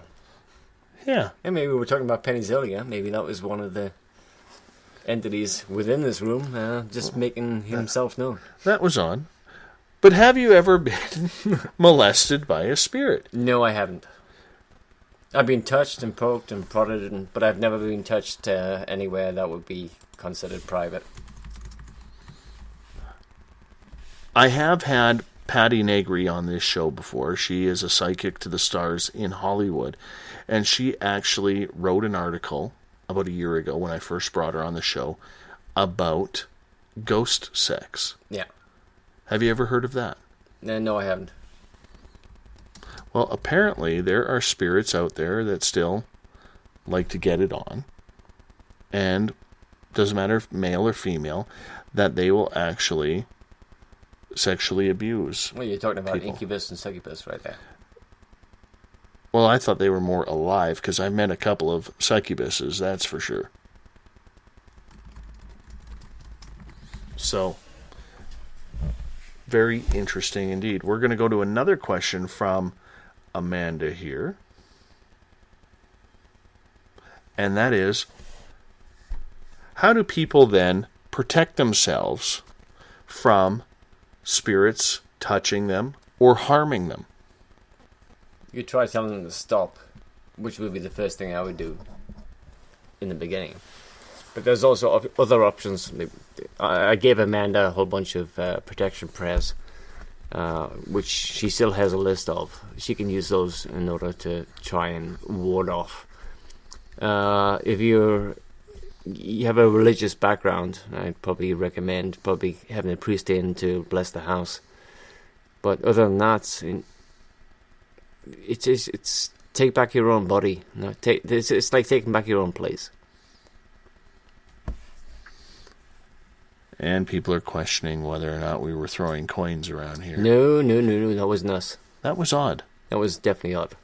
That was odd. That was loud. Yeah. You know, the funny part about it is the studio is right below the master bedroom. Yes, it is. So, who knows what that could have been. Which is where Mrs. SOR is right now. Yeah, she's trying to freak us out. Not quite sure. She wouldn't do that. Oh, I think she would. She's spiteful that way sometimes. Oh, okay. You know, if you could ever imagine her being spiteful. No, but that was definitely weird.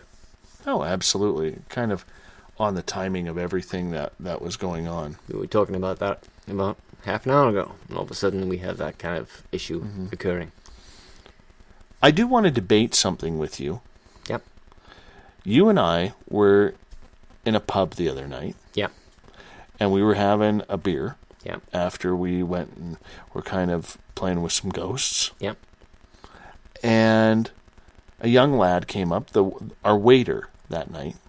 And believe me, there was no one in the bar except myself and Dave and the staff. Yeah, it was dead.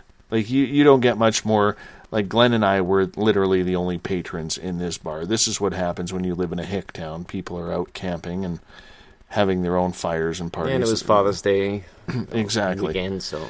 And this young lad comes up to us, and he sits down asking us some questions about the paranormal. Yeah. Because I tipped him off that you're one of Canada's best. No, I wouldn't class myself as best at anything. Well, I do. I'm allowed. And he comes down, sits and learns, and the amazing coincidence was you and him had the same birthday. Yeah, March 13th. When you look at a coincidence like that, how do you take that? The possibility of having that kind of coincidence with only 5 people in the bar and 3 of them were staff was a little unnerving at best. But actually have the same date was, interesting at best. So we're sitting around telling this guy stories. Mm-hmm. But one of the stories you told me, and we got into it a little bit, I believe it was today about it, was Bigfoot. Yeah. You don't believe in Bigfoot.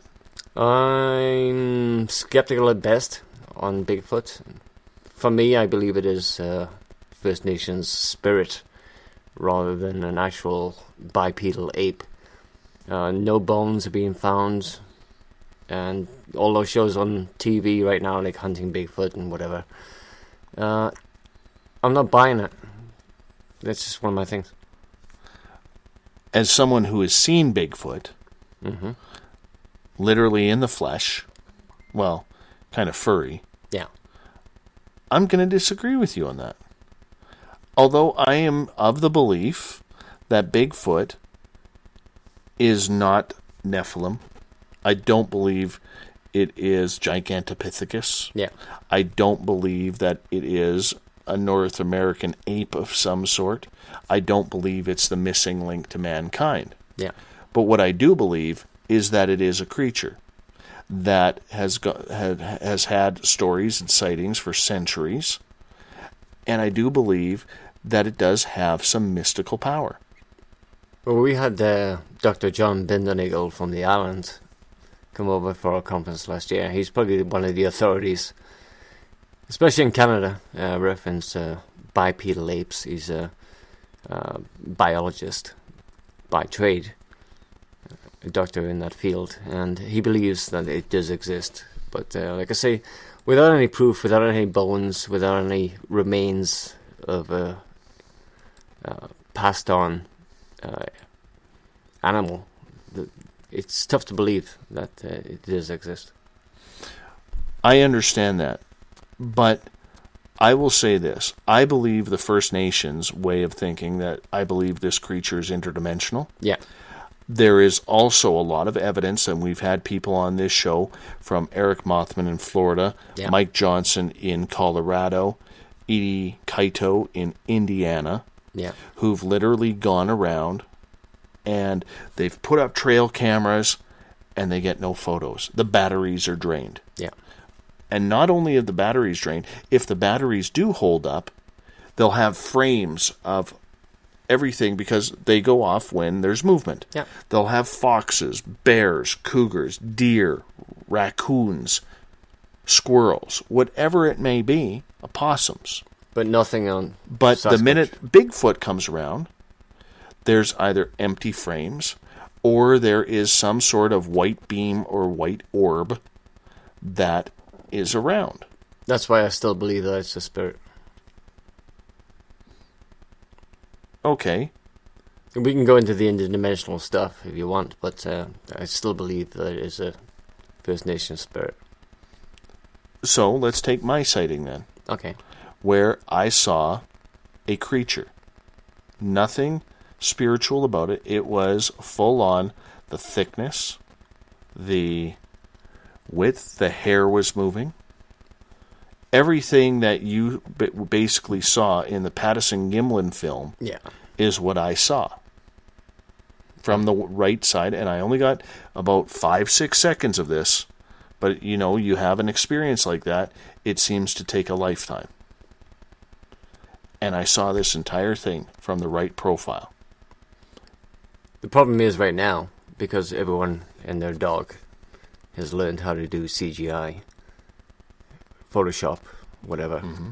It's tough to believe half of what you see on YouTube. I agree with that. I agree when it comes to YouTube, but when you get a personal sighting, and I think you trust me. Yeah. I think you trust my opinion. Yeah. Okay? When you get a personal sighting like that, and it is fully materialized,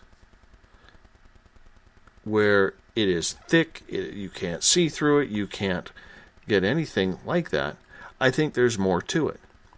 Add to the fact that many extraterrestrial contactees said they have been on ships and seen Bigfoot on there as well. Yeah. I don't know. It's one of those questions, like, unless I actually experience it myself, I can't really say on your experience. My feelings are hurt right now, my friend. No, I'm not really trying to hurt your feelings, but they're hurt. That's the way it is. They are hurt. Because I will tell you this, my friend. I know what I saw. I know what I've heard. The roar that I heard a few days later was absolutely eerie. It scared the hell out of me. I know what a cougar sounds like. I know what a bear sounds like. Where I saw it, there are no wolves. Yeah. There's coyotes. Definitely was not a coyote. And I don't think a spirit would be able to open up its lungs like that and go from there. Clayton's mentioned something on Facebook right now, reference to the same thing, which is kind of interesting. Like, it would be asinine for me to poo-poo anything, especially being a paranormal investigator, to assume that it doesn't exist. I just haven't experienced it yet. Know what I mean? Well, I hope you do. And one time when you come up here again, we'll make some time, because there has been Bigfoot sightings up here. I mean, you've seen all the forests around here. Plenty of places to hide. Yeah, it's crazy up here. You know, plenty of places. I mean, it could be right next door to the cabin, and we won't even know because, you know, we're like 3.5 feet from the forest here. That's right. You know, but it could happen.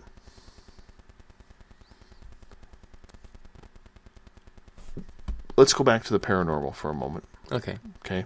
Throw out the Sasquatch stuff because the boxing gloves may come off, and you have a military career, and you know, I know you'll fight dirty, and you always fight dirty. Exactly. You know,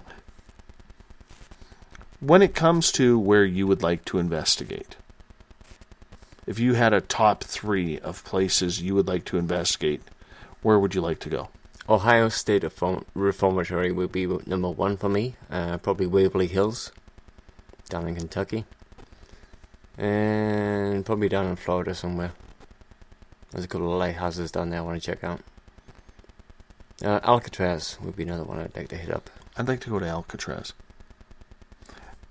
The reason why I asked that, and I'm surprised by your answers. They're all American. Well, it's not the fact that they're all American. I think that's kind of cool. But I guess what I'm asking is, I'm surprised you would want to go to these paranormal tourist hotspots. You don't seem like the kind of guy who likes the paranormal tourism type hotspots. So that kind of gets to me. Throw you for a loop? Yeah. Also the Valley of the Kings in Egypt. I'd like to hit. That would be cool. But then again, you talking local or you talking international? Well, let's just go in general. Angkor Wat would be a place I'd like to investigate. Why is that? It intrigues me, the entire vibe of the place. Apparently, according to my uncle who just came back from Thailand, I was really impressed with Angkor Wat. So that would be one of my top ones if I wanted to go international. Mm-hmm. I'd like to go back to Edinburgh Castle, where I was attacked on my first investigation. And probably the forest in Japan that is apparently mass suicide hauntings. I would like to do that. Yes. I'd like to try and find someone on this show to talk about suicide forest. That would be interesting. We got a couple questions in the Spaced Out Radio chat room on Spreaker. Dawn is asking, Glenn, have you ever done the Banff Hotel? No, I have not. I've been there many times, but never had the opportunity. Once we moved to BC, and I got back into it again full time, I never got the opportunity to go back to Alberta and do some of Alberta's claims as well. There's places in Edmonton, places in Saskatchewan and Winnipeg that I'd love to hit up. From what I've heard is the Banff Hotel actually does not allow paranormal investigations in there because part of the allure to the hotel is they're one of the only big businesses out there that actually admits their place is haunted. Yeah. And they don't want people coming in there with investigation because that's a part of the tourist attraction to them. So Yes, if you it is. do an investigation there, you got to be sneaky about it. Mhm. Like you can't be carrying around a big high-vis camera or something along those lines. Yeah, you can't be using this stuff that we're using right now because it's all big, pretty much heavy equipment.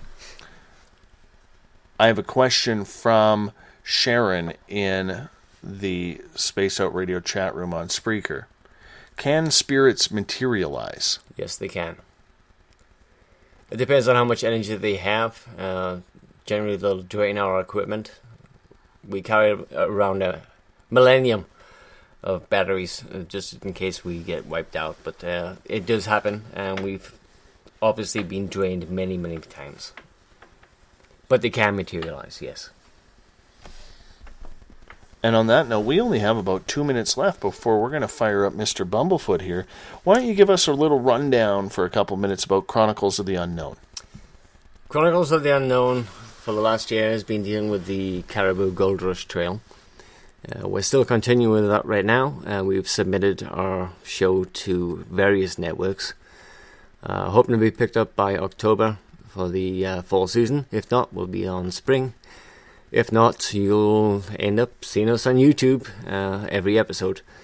But we're working as hard as we can to try and get this out on the regular networks. How hard is that? It's difficult. Out of about 150 shows that are running right now, maybe 2, maybe 3 will get picked up. Is there a lot of competition for paranormal shows in Canada, or is it because in this day and age, for some reason, Canadian broadcasters always like to see an American show more so than Canadian content? There's very little out there as far as Canadian content. I think the other show out there is probably The Other Side. They're based out of Saskatchewan, and they're on a local network. They're not mainstream. But hopefully we can get something going here with what we're doing right now, and let's see how it goes. How much fun is it, Glenn? How much fun has it been for you? It's been fun. Like, just to get into the locations, places I'd never heard of before, and to actually interact with whatever's out there. When you pick these locations and you're scouting them out and you're checking to see if there's any activity there, is that part of the allure of it? Is that part of the fun? The allure for me, I'm a big historian to begin with, learning the history of the location, and some of the stories are not quite correct. And we believe that we had some lady in a location recently, which turned out to be a whole bunch of hogwash, but it was passed down from generation to generation, pretty much urban legend. How do you sift through that? A lot of research, hours and hours of research. Spending the whole time in archives, reading articles, talking to people on the ground. It's tough to try and sort out the bullshit from the real stuff. On that note, Glenn, thank you so much for coming into Spaced Out Radio tonight. Thanks for having me. We thank Troy Ryan as well for being a part of it. We apologize that Troy had to skip the last hour due to a little bit of a Skype freeze that we had to clear up. That's our man Bumblefoot, playing in the background. The guitar god himself. Little brother is watching as we crank things up here to put a cap on tonight's episode of Spaced Out Radio as we kick off another week. Tomorrow night on the show, Grant Cameron is our guest for the first 2 hours, followed by Eric Cooper of Forest Moon Paranormal in hour number 3.